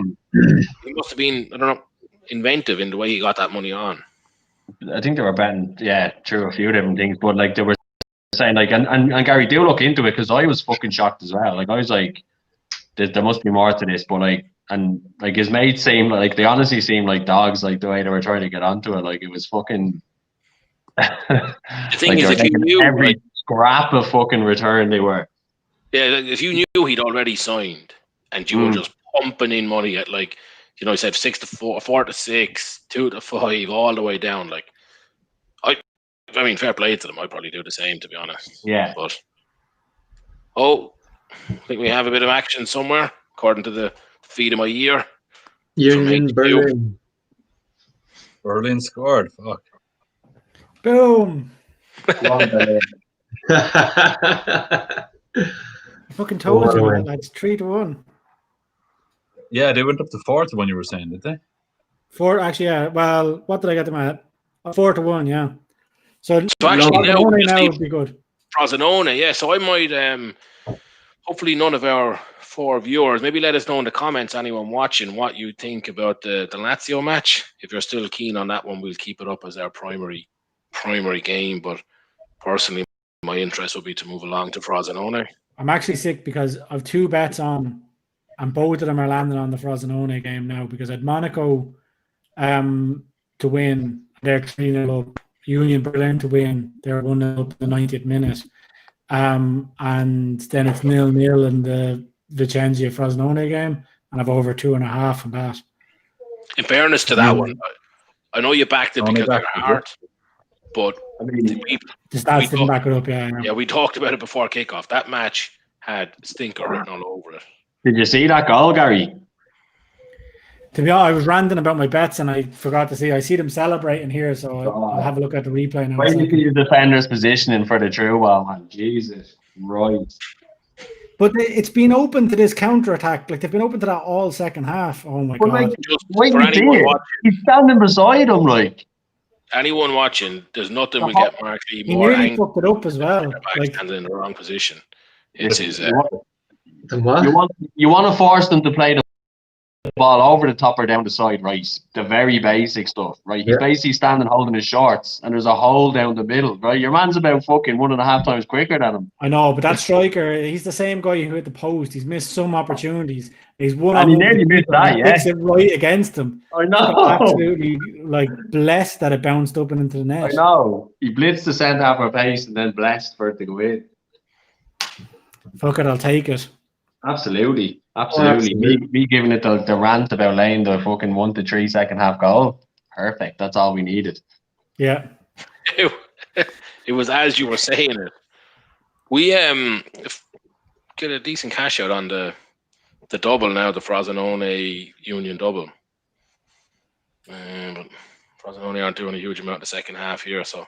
Yeah, so I think the only options we have available are, like, to get involved in the game you didn't want to get involved in, Liam, the Frosinone game again. Take a chance in Holland that there's going to be another goal, or maybe wait for a few more minutes until. Well, actually, the Portuguese game should be in play, is it? Have you been tracking that? Yeah, it's 1-0 to Benfica at the moment. 1-0 to Benfica, yeah. And Porto another, because only about 20 minutes in there. Wait, what bets are on that I may have missed? None really, PK. We were waiting for that 100 quid on the Berlin Leverkusen game until the 90th minute, so we haven't reloaded on anything else. That didn't happen in the first 45, so I was going to suggest Eupen because they were dominating the second half against 10 men. Dominating the second half, yeah, I saw that. Yeah, but they scored. So. No, 1-0 Eupen, right? Oh, they went up 1-0, did they? Fuck. Yeah. Judged. Yeah, Anderlecht were all over in the first half, but it got actually Anderlecht got a red card just before. Red card, yeah. Yeah, exactly. That was the big swing, but Eupen would have still been decent value, I think. Haven't started the game at nearly 3 to 1. What about another goal in the Porto game first half? No. What are we looking to reload the bank at this stage? Is it? I mean, the roller. Well, just before you do that, Porto game, because I mean there's 70 minutes left. Sorry, I'll be gone. No, just we had talked just before Christmas about Anderlecht being one of those, big name teams that have not been great. And I think since you mentioned, are they one of the teams worth laying? And I was saying they were starting to look a bit solid. I think they've maybe won 3 of their 7 matches since then, something in that region. So there's definitely probably a value on each of the 4 that they didn't win.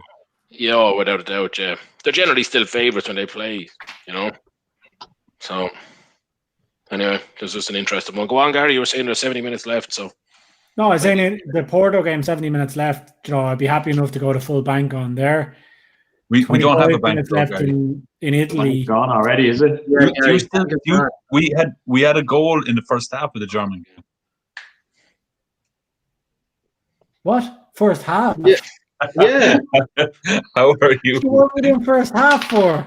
Oh my God, that's brilliant. Did you actually think it was We the full thought game? the bet was dead when it was coming up to half time. I thought when I was being a bit negative Nelly about it as well, he was kind of like, "Oh, there's plenty of time left in Germany," and I was like, "Gary, Roma are down 2-0. Like that's never coming in the Aka." Like, who And the put other that match, bet on? That's shocking. Like, yeah. In fairness, as soon as we moved away from whoever was doing the bets previously, I'm not sure who that handsome guy was, but it's gone downhill since then. I want a refund anyway. I wasn't on Get that the at refund. all. You're join the queue, Gary. There's me nearly doing my shoulder out doing the fist pumps with goals. I thought that was just for your own bet that you had them backed. No, they're cheering them on. Like, Yeah, but you got the enjoyment there, right? That's what we're all about. I'm done. That with would this have been game. some game to have like some win as well. Imagine. 89th minute. No, Gary, sorry. I was wondering why like he's were all fucking negative about it. Anyway, no more of that shite. We should all have to agree on it before it goes on. In fairness Yeah, to him, he was pretty definitely. clear that it was a first half goal. Yeah. It was made pretty clear. Doubt it. Who said was that, by the way? I mean, I said we were going to win 70 quid off 100. You thought it was 7-10 for any goal in the match. To be honest, I wasn't really listening to the recurring. No, I just assumed we were doing. I doubt it was our clear. normal I wasn't really pattern. listening now, but I doubt it was clear.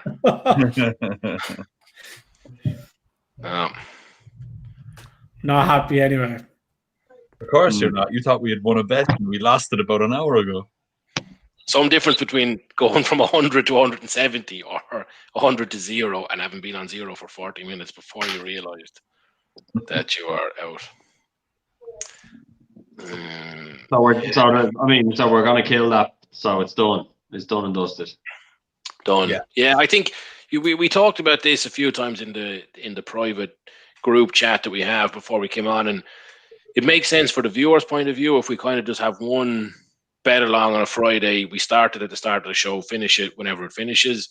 Maybe we stop at some point, we don't roll through, but if we just keep plowing them on, it's maybe not great from a viewer's point of view to keep up with that. So unfortunately, we did ourselves no favors with the first half goal in the Lazio match being overruled, going to Union Berlin slats. But it was never overruled. It was the biggest hindsight. You said it when we were about 20 minutes into that game, didn't you? No, I think I put it in the group yesterday actually that we should. Did you? I absolutely that. That's all right. You see, this game in France has gone 3-2 now. Montpellier got 2 goals back, and it's suspended at the moment. So, did the goal just went in? Did it, or that's not the suspension? The whole night is to turn on its head.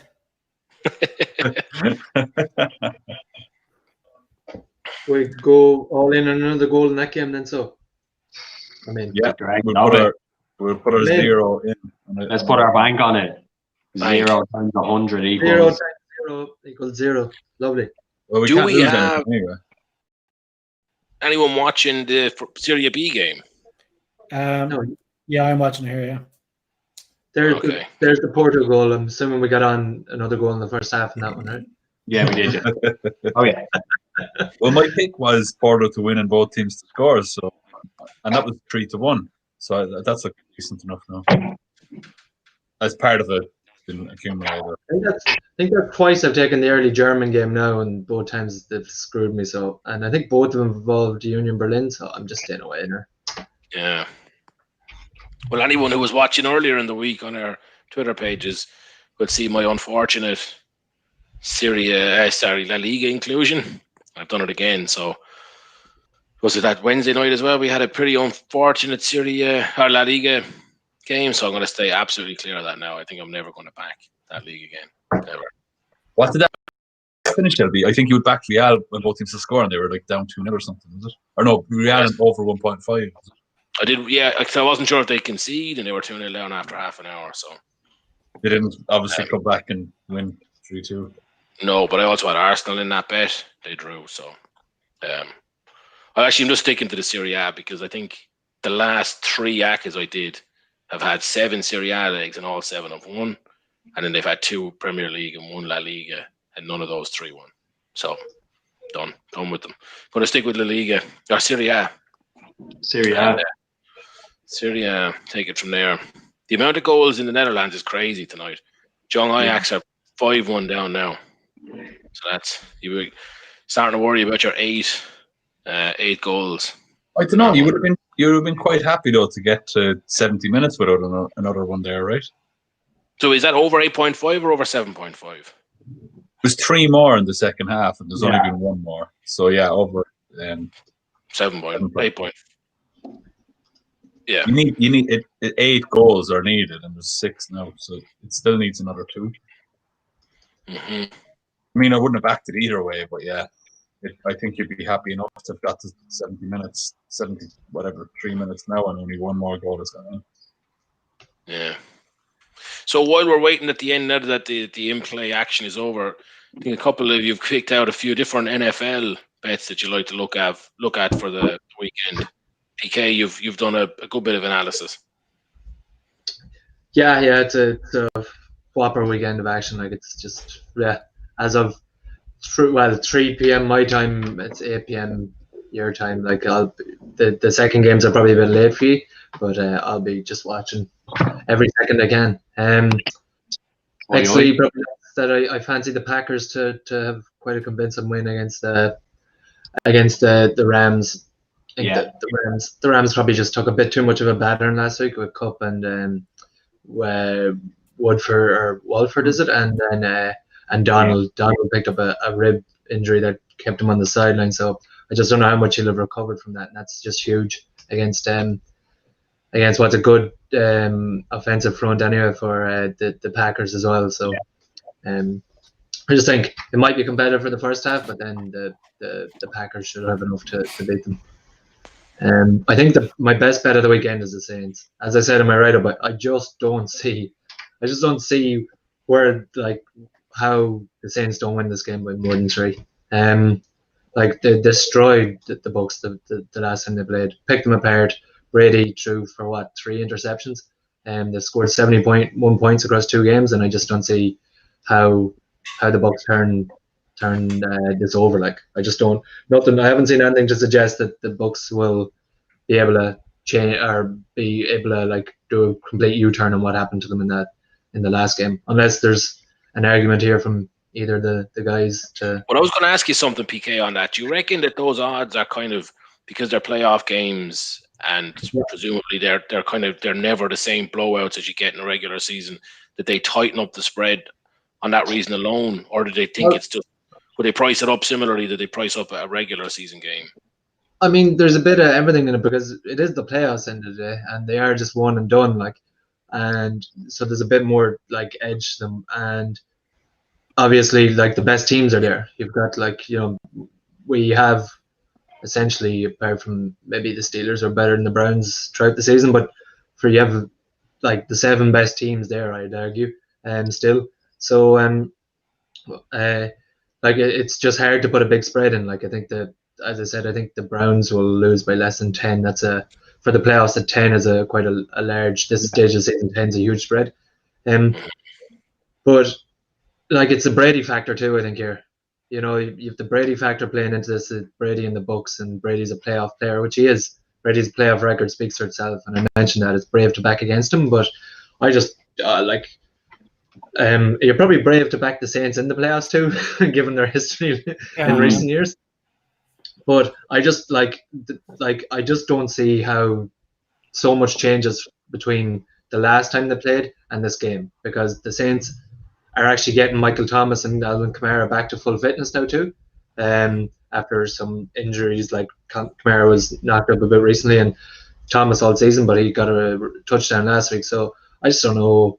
What weaknesses the Saints have that the Bucks are going to exploit all of a sudden. I mean, you said one thing about the last game there, Tom Brady threw 3 interceptions, right? I mean, that's exceptional, right? So that's because he got destroyed, but I mean, that's. I mean, you can easily tighten that up. He has Antonio Brown now as well. I get that Brown is there too, but the Saints were very good defensively against the Bears last week too. Their defense is huge, and they put pressure all over Brady. It's the last game they knew Like they got in Brady's head, and Brady. Did you see the last pick he threw across the field? Like he didn't want to be there anymore. He just quit. So like I just think that like the Saints have a huge edge here, and I don't think it's reflected in them in that spread. That's my opinion. I'm not sure. Yeah, no, I wouldn't disagree with you, PK, but I don't know whether I'd be putting my money on it or not. So what you've said makes sense, and I don't think I could back the books, but I also don't think I could back against them in the market. So I looked at that game, and the bet I picked out was Jared Cook. So he's 5-2. He gets a decent amount of looks from Breeze. Last week he had 7 targets, 4 receptions, 40 yards. It wouldn't be beyond him to sneak into the end zone. I think 5-2 is fairly decent, especially when you're saying that they're gonna like the 70 points or whatever in 2 games. So if you're saying the Saints are gonna rack up 30 or 40 points, I think Cook has a good chance of being in there from that perspective. So I'd be more tempted to go into player markets than the win markets. But as I said, I couldn't really disagree with anything you've said.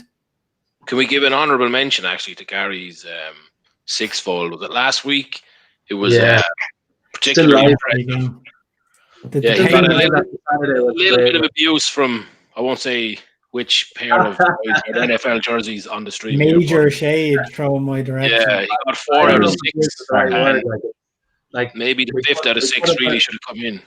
We put up our picks and opinions for some counter argument, and that's what I would consider what we were doing. But if you want to call one of us was limited, right? One of us was limited. So I mean, I think one of you has limited memory of the conversation. It all seemed fairly negative from my perspective. But no, I was happy with it. Obviously would have been a lot happier if the Titans, a quarter into that Titans game, I was starting to see the dollar signs in my eyes. But it was decent. But I have one for this week as well that is a bit tamed down from last week. It's only 126 to 1 rather than 260 to 1 or whatever it was last week. But we can give that after PK is finished going through the rest of his games. You said the Browns won't lose by 10, PK. Is that your pick in that match, or you have something else? No, I went for Kareem Hunt anytime. I put the best bet combo, the 4-fold at the bottom. I think it's like 20 to 1 it pays. I think he's 13 to 10 for a touchdown, and like the Chiefs have an awful run defense. I mean, if it's I think it's 31st in the league. Like they just give up 4.5 yards a carry. It's just not good.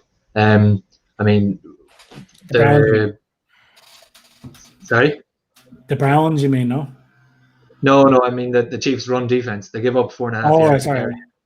So, and the Browns have a massive, like with Chubb and Kareem Hunt, they're just a massive, it's going to be the basis of their attack, right? Is set it up for the run as much as they can. Chubb, but Kareem Hunt takes a lot of the carries in the red zone. Chubb is like the downhill runner, like from down the field a bit, but when it gets to red zone, Hunt tends to get quite a lion's share of them. So I think he's decent value there for what is going to be like a run-based attack to get in. I just think the 10 is too much here because of the Chiefs defensive frailties. Again, I mean, like you're saying defensive frailties, right? But there's 6 in points allowed. I just have the stats up here. Do you think that's going to be as big as a play, or what do you think from last week with the Browns? They had a huge win, but do you think that's them out of juice now? I mean, no, I'd be more worried because I think that they're it's a free for all now. Like everything from here is a bonus, right? That was the monkey off the back, and now they're expected to lose by 10. They're just playing free. There'll be no pressure, right? It's nearly worse. The only thing I'd say about that, PK, and I kind of have the same thing about the Ravens. Of your article that you put up, and John, I think it's very good, but the one that I disagree with you on is the Ravens, and the reason is I think you need to put the ball in Lamar Jackson's hands and see if he can beat you through the air. And I'd be doing the same if I was the Chiefs. I'd be just stacking the ball and saying to Baker Mayfield, beat us if you can. And I don't think he's capable of going through the game without having a massive brain for it.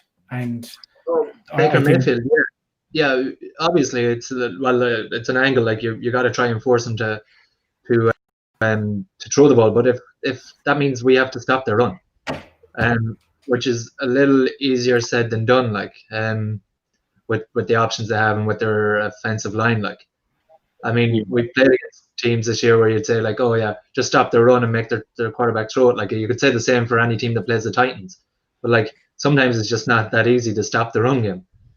Well, I know it's not, but like I mean, you can like again, I have the stats up here, right? So the Browns are 28 in pass attempt, 29 in pass, or sorry, they're 29th in pass completions, right?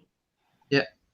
I mean, you can cheat there. You can stick an extra body in the box and shut it down. I mean, like make them play it, right? And I mean, Mayfield's had a good season, but he's not a top quality player. Oh, no, I to win it for them.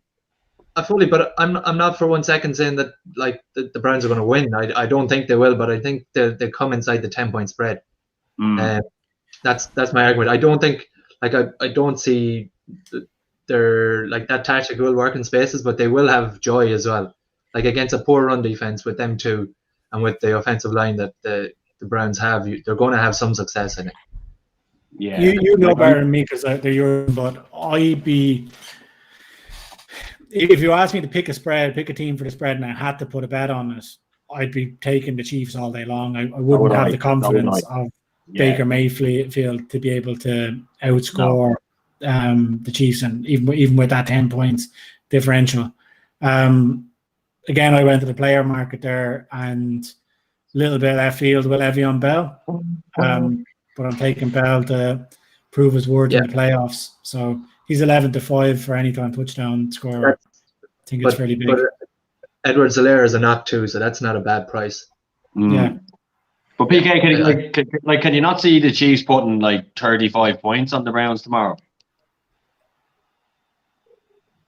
I mean, it depends on the test of the run game for the thing, because if the Browns do get it going on the ground, like the ball isn't going to be as available to, as I said in my article, if they can keep the ball out of Mahomes' hands as much by getting an effective run game going, then they won't have the time on the clock to do it anyway, right? It all comes down to that, but maybe in my eyes, but more than anything, the Chiefs always give teams opportunities, right? So I just don't see them blowing them out of the water by 10. That's my opinion. I don't see them losing. I just think that they'll stay within the spread. I think the Browns will get a couple of scores on the ground, but ultimately, Mahomes will do what Mahomes does in playoffs and just fucking throw dimes and I'd say if I was to throw a score on it, I'd say 35-14 to the Chiefs. So that's a bold prediction, Lee. It's a big one. Very. You want to back them -10? They'll just spread and they won't.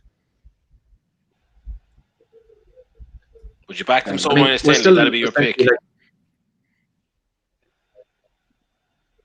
Yeah, I think that's what he's saying. But like, I'm not saying back ending on the spread. I said to take Kareem Hunt and the Chiefs will win.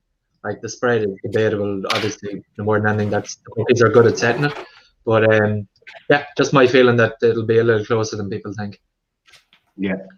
And then the Ravens and the Bills could be the best game of the weekend, I'd say. I think watching the Lamar against the Titans last week just changed my way of thinking, and just their form coming in. They look fairly imperious the last few weeks. Like form in terms of what? Like I mean, I didn't see a guy who could fucking throw the ball at all. I mean, he had a couple of throws. No, yeah, I didn't see that either. I mean, his run was it was a terrible defensive play. Like when he ran 30 yards to get his touchdown. Like, yeah, I like, not because it was I was waiting on the Titans or whatever, like, but I thought the Titans defense was terrible. It was like they were playing fucking flag football, like, they didn't tackle at all. There was a couple of times where they had a chance to even push people out of bounds and they didn't do it. So I'd agree with you there, Lee, in terms of I didn't see a player that, well, I didn't see a team I'd be fearful. I saw a player that I'd be fearful. Yeah, I thought he was terrible. I honestly thought he was terrible. And Jackson. Yeah. I mean, when you're Well, I talking thought Jackson was good in the game, but I think the Ravens, if you make Jackson have to throw the ball, but that's what I mean. the best chance of winning it, and that's the way I'd be doing it. So like I know Baltimore is a cold city as well, but like you've got a cold weather game, and you're able to, the winds up there be fucking high as well. I'd be saying to him, beat us through the air, and if you can do that, great. But I think the Bills win.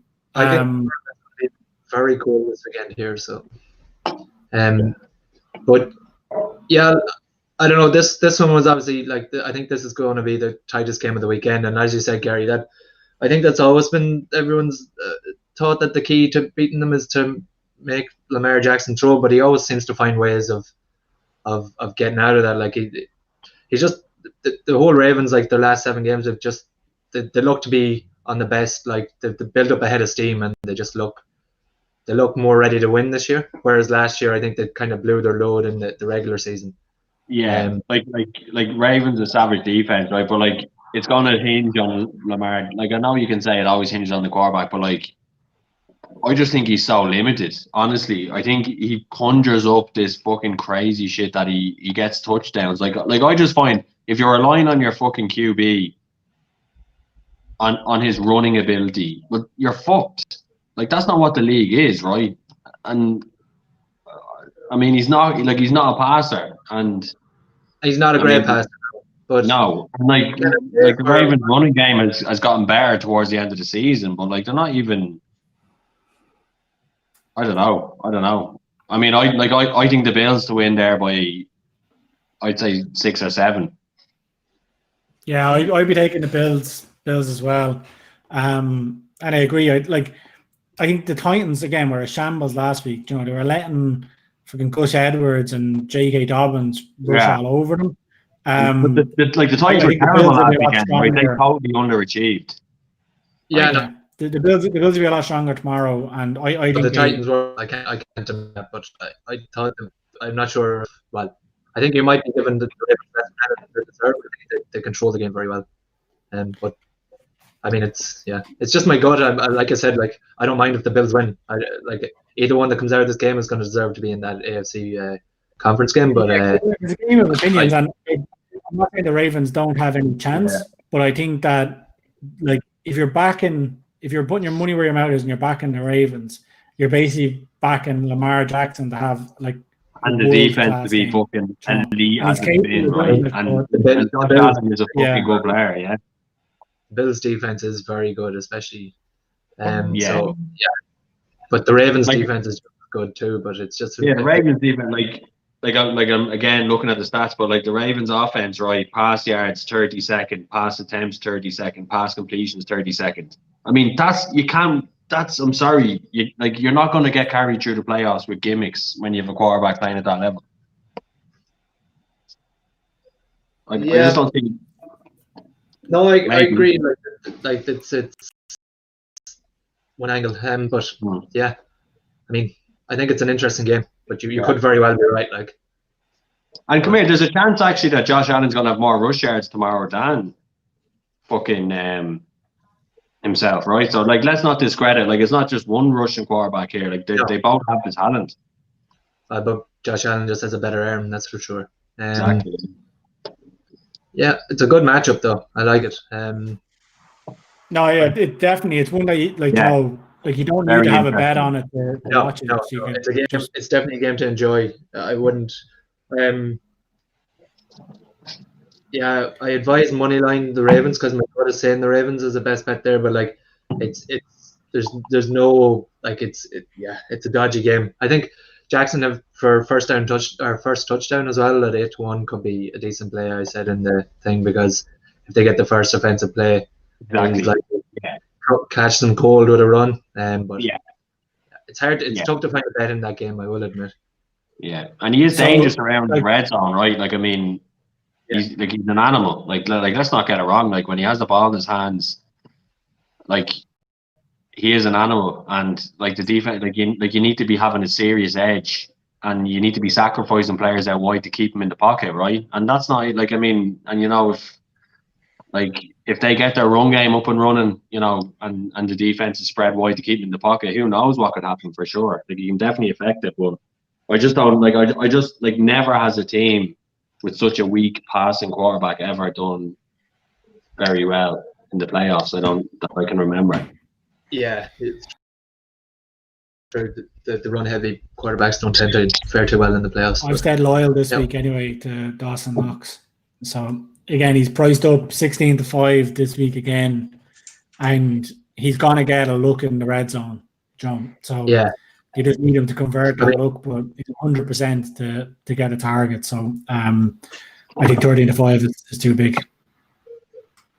Yeah, the big men, like, because they've.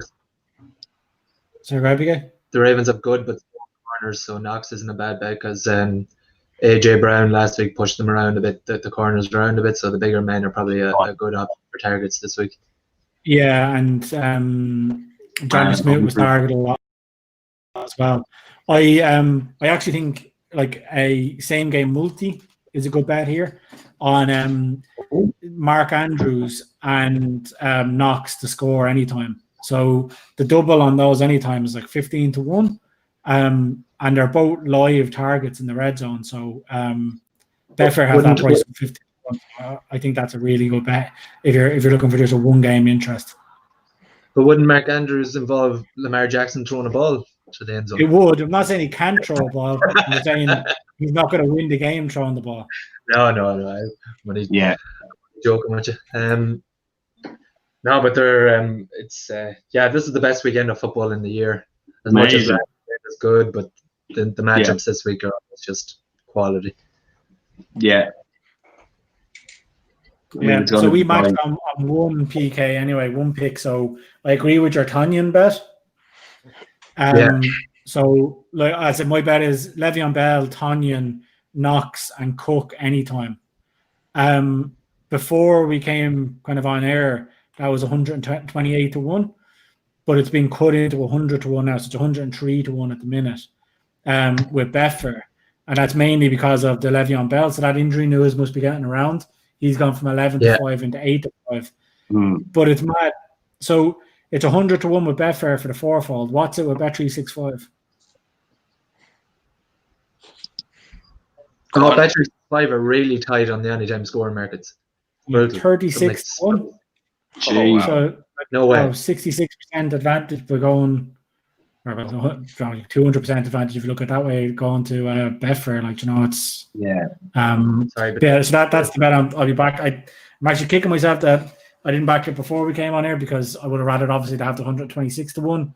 I think at 103-1, it's a good run for the money. What's the fourth pick, Gary? You got Bell, Knox, Cook, and Robert Tanyan.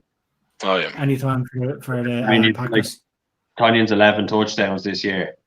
So, but I mean, even Le'Veon Bell, right? I mean, he could fucking explode this weekend. I mean, you just don't know, but like, yeah, it sounds like a great bet. But Damian Williams could take a few carries too, right? Yeah, but I mean, like, this is the thing about running backs, like, and it was what I was going to say to you about Kareem Hunt earlier. Like, when he was with the Chiefs, right? Fucking best running back in the league for a year or two, had his troubles. I mean, like, I know running backs can do that, but like, is Le'Veon Bell going to take his time off? And like, can he get back to that level? I mean, why not? I think he can. I think, yeah, you know, big game player. I think that's why they signed him. When you're in that position, you know, you give it to the players who have the experience as well. And I'd say Reed was kind of minding him for the playoffs. That's the way I'm looking at it. I think he could be a player that actually wins Chiefs Super Bowl again. Like, you know, I think having a fully fit, you know, Le'Veon Bell is such a big advantage. Like, but when you're talking about that offense, right? You've like Travis Kelce, one of the greatest tight ends who ever lived, right? Tyreek Hill, you've Le'Veon Bell who's coming into a team and he's going to play a backup part to a certain extent. It's fucking crazy. Yeah, like, it's crazy what they have there. Like, I just thought, I think last week with the Steelers, like Roethlisberger is done for me. He's so fucking old. Like, I think the Steelers overachieved this year. like and their defense. Like I think the Browns had an exceptional game last week. I think the Chiefs are going to steamroll them this weekend, and that's my tip for losing money. The Chiefs come in fresh too. Yeah, I think they're going to steamroll them. I think they're I think this week the Browns are going to see what the fucking playoff football is all about. And I mean, as a Chiefs fan, the only I fear the Bills the most in that. Like I don't think they'll lose it, and I wouldn't fear us playing the Ravens. I think we've proved over the last 2 seasons we know how to beat the Ravens. It's the Bills I fear because of the matchup. Like they're two similar teams in a way. So that's it. But it's I don't see any reason why the Chiefs wouldn't win it again. They're loaded, as you said.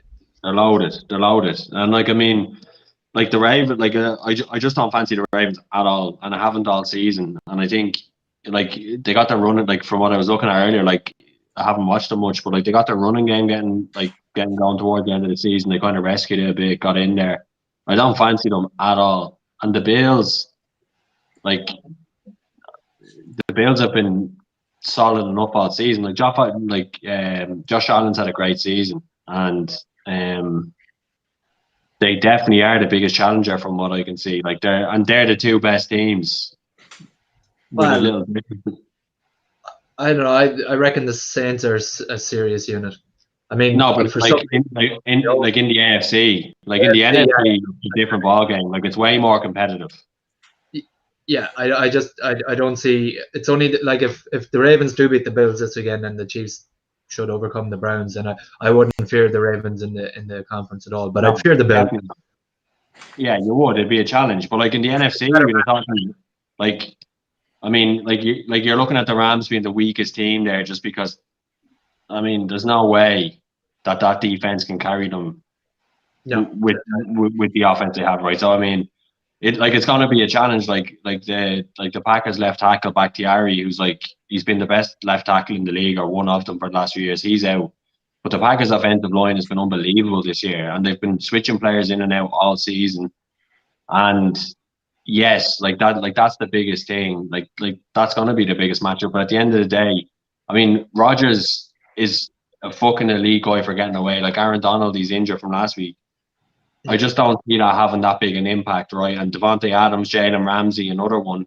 But Adams has been by far the best receiver in the league this year, by far, right? I don't know about in my opinion. In my opinion, a great year. Yeah, but I mean, I think he's statistically the best.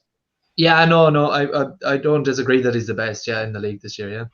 Yeah, but I think even his catches, Rodgers thrown to him. Obviously he's getting thrown fucking passes from a Hall of Fame quarterback, but that's his what I mean. fucking desire is unbelievable. I mean, they'll surely double him this weekend in most plays. Well, they can, but I mean, he's not the only one. If Aaron Jones out of backfield, right? Robert Tonyan 11 touchdowns. That's not all there is anymore, and that's what they used to be. That's the reason for my bet on Tonyan, is that I think the attention to Adams will deflect, will take it away, and Tonyan will be there 1-on-1 in the red zone a lot. So yeah, but the thing is about Adams, he's had so many double teams all season. It doesn't fucking matter. I mean, it literally doesn't matter, and that's weird.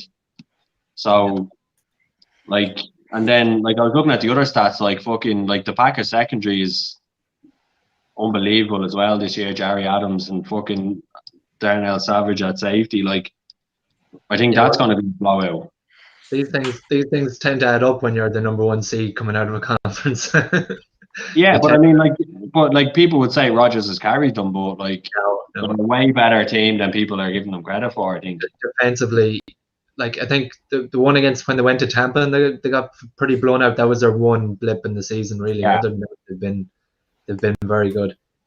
Yeah. I mean, so my if we're gonna be throwing on the line, my picks for the weekend will be Packers by 10, Chiefs by 10.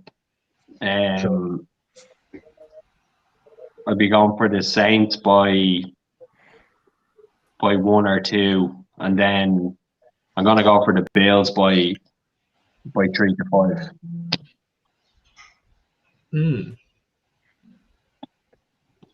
Do we agree on 3. We do. Yeah, Packers, Chiefs, Saints, and then but the Ravens and the Bills is the tightest game of the weekend, so that's fair enough that there's a swing on that.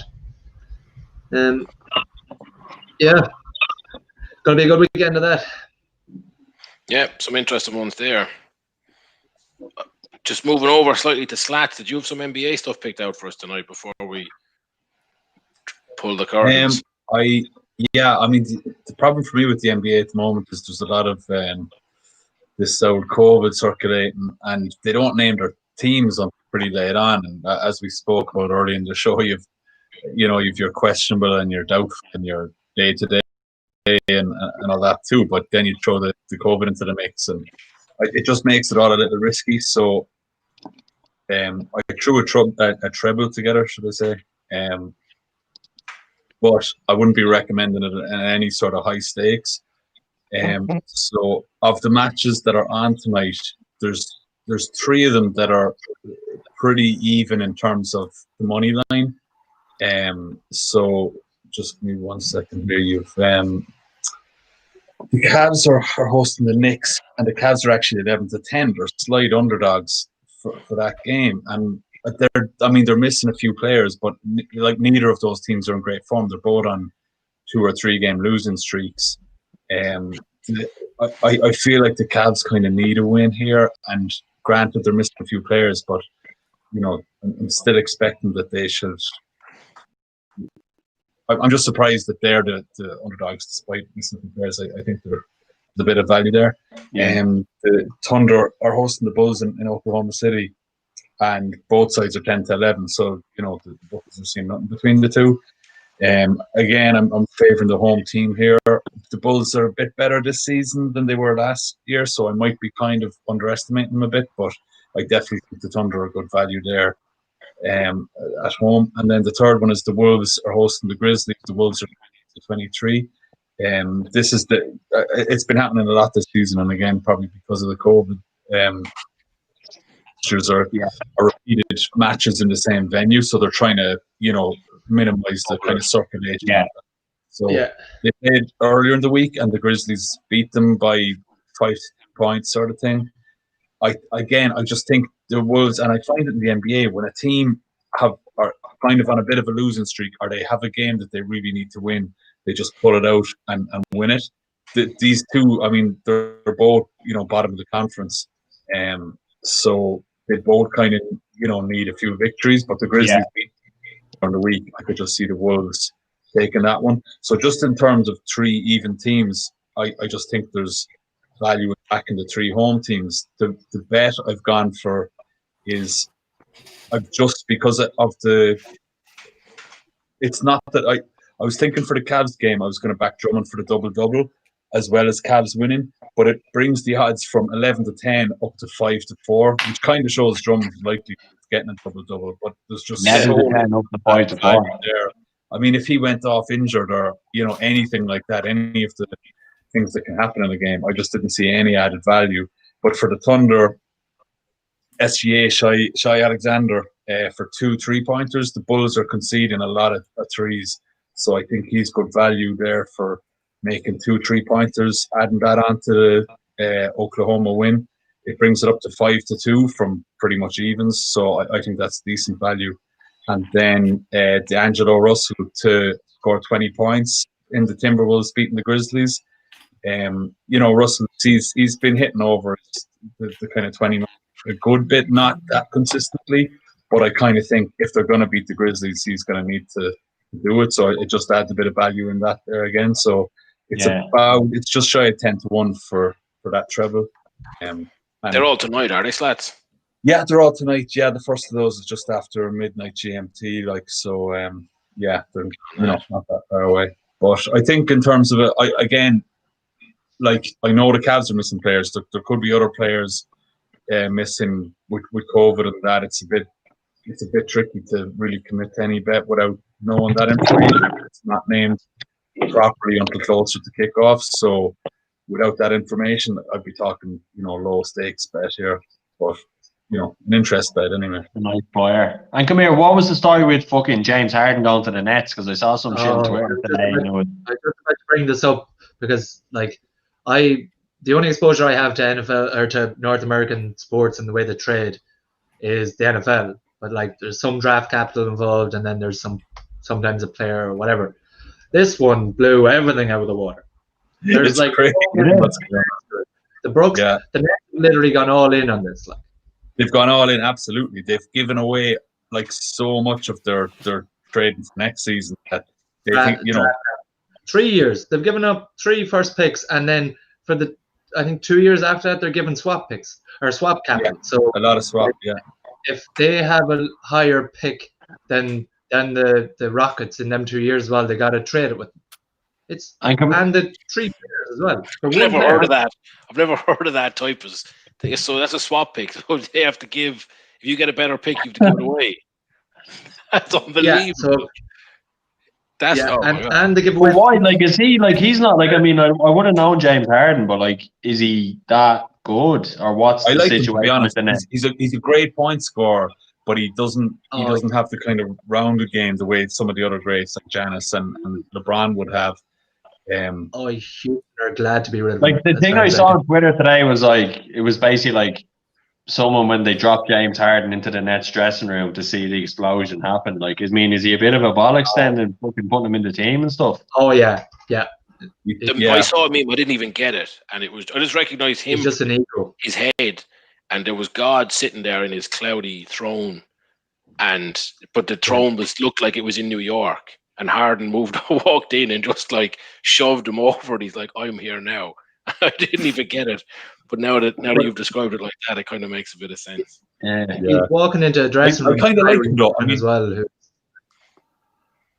There's a lot of arrogance in NBA anyway. I find a bit kind of like boxing. They all kind of talk themselves up a lot. There's a lot of self-hype, but if you kind of buy into that, I do actually like Harden. I think he's a good character. But he's no way comparable. He's not much of a team player now. No, he's not a team player, and he kind of insists on being kind of number one in the team and all that. Like, and he has beef with players on his team. It's been well documented in the past, like so.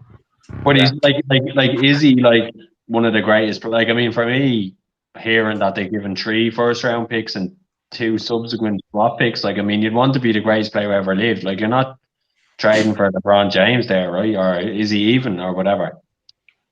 He'd be one of the highest scorers in the NBA. Sorry, he's won a couple MVPs as well, right? Sorry. He's won a couple MVPs too, so he's. Yeah, I mean he's. Speaking of first-round picks, lads, I've just had a kind of a memory flash there. When we were doing these streams at the tail end of last season, your friend Zion was the big one. It's gone quiet, all the talk about him. What's his deal now? Is he still? He's still there with the Pelicans, and they're not doing great, and he's not. He started well, but he kind of. I'd say he started well. He started with a big injury, but after he came into the team kind of, would it have been around this time last year? I think into the new year, and he's doing well. Now he's been shooting well lately, up into the 20s, but I guess the Pelicans haven't really been doing well overall. So I guess his progress or his he's not making the headlines if they're losing. So I mean, maybe that's against them, but I don't know. He's not setting it light. Yeah, I'm just looking here. The Pelicans, like the third from bottom in the West, like which I know is a tricky conference, but I would have thought he'd be kind of dragging them up a bit more, and they've a few other handy players in there. So yeah, I was just curious. Well, look, sorry, go ahead. My final question, I had to run back from the kitchen.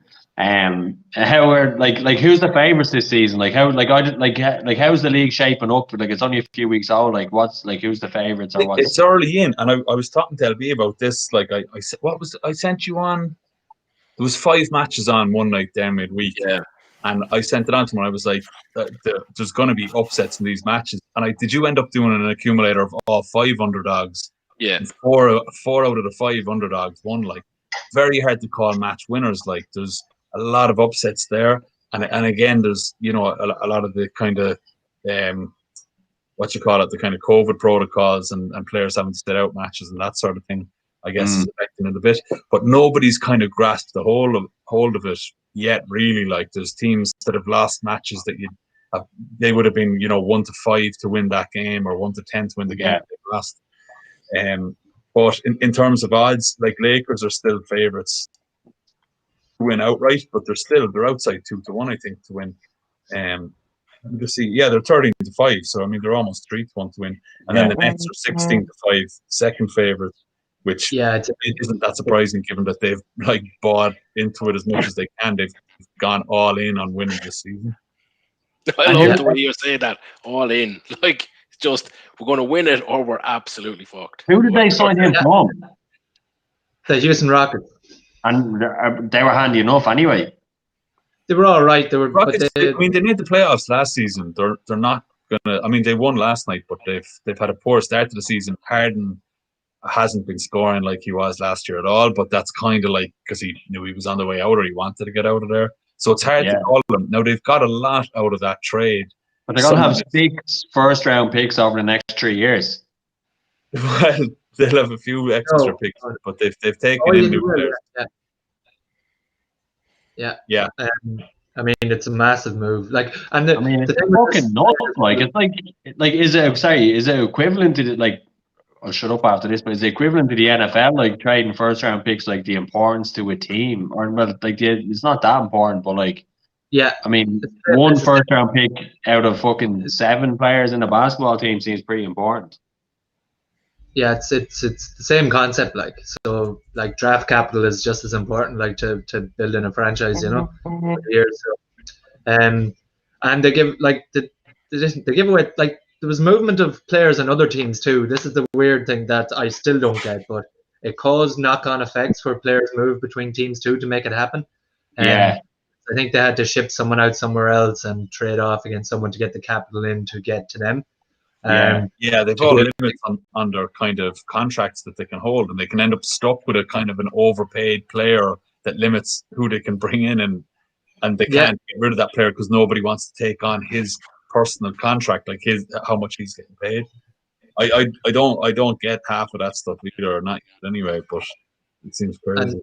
And just for the guys as well, what do you reckon on the Deshaun Watson situation? Is he coming or going, or another guy to where? Sorry, where did you say he's going? I think he said he's going to stay. Yeah. Oh, he's going to stay. Yeah. But there's been a lot of rumors about him going somewhere else. All right. Mm-hmm. I don't know. Was it? I think it was the Jets were an option, right? I mean, you really want to buy into what they're building there to move there, though. But I mean, you want to buy. No, I mean, can't get anywhere where he is. No, he can't. And like, I think Andre. She's one of the receivers. Like, Houston's a career killer, right? Because like no one makes a big career in fucking Houston, and it's fair enough, right? JJ Watt is a fucking. I mean, he should have been in our. Like, I mean, I know we pivoted straight away back to the NFL, but like, I don't know. I think he'll stay. I think he has. I mean, he seems like the type of guy that has a bit of commitment and a bit of loyalty. So going to the Jets, I think is going to be much of a fucking. I mean, why would you like? The Jets have the rebuild, right? Houston have they're kind of fucked. They are. Miami have their first round pick this year too, right? So, actually, I seen something that Miami might trade back picks. There's going to be loads of moves. Like I mean, Jacksonville signed fucking Urban or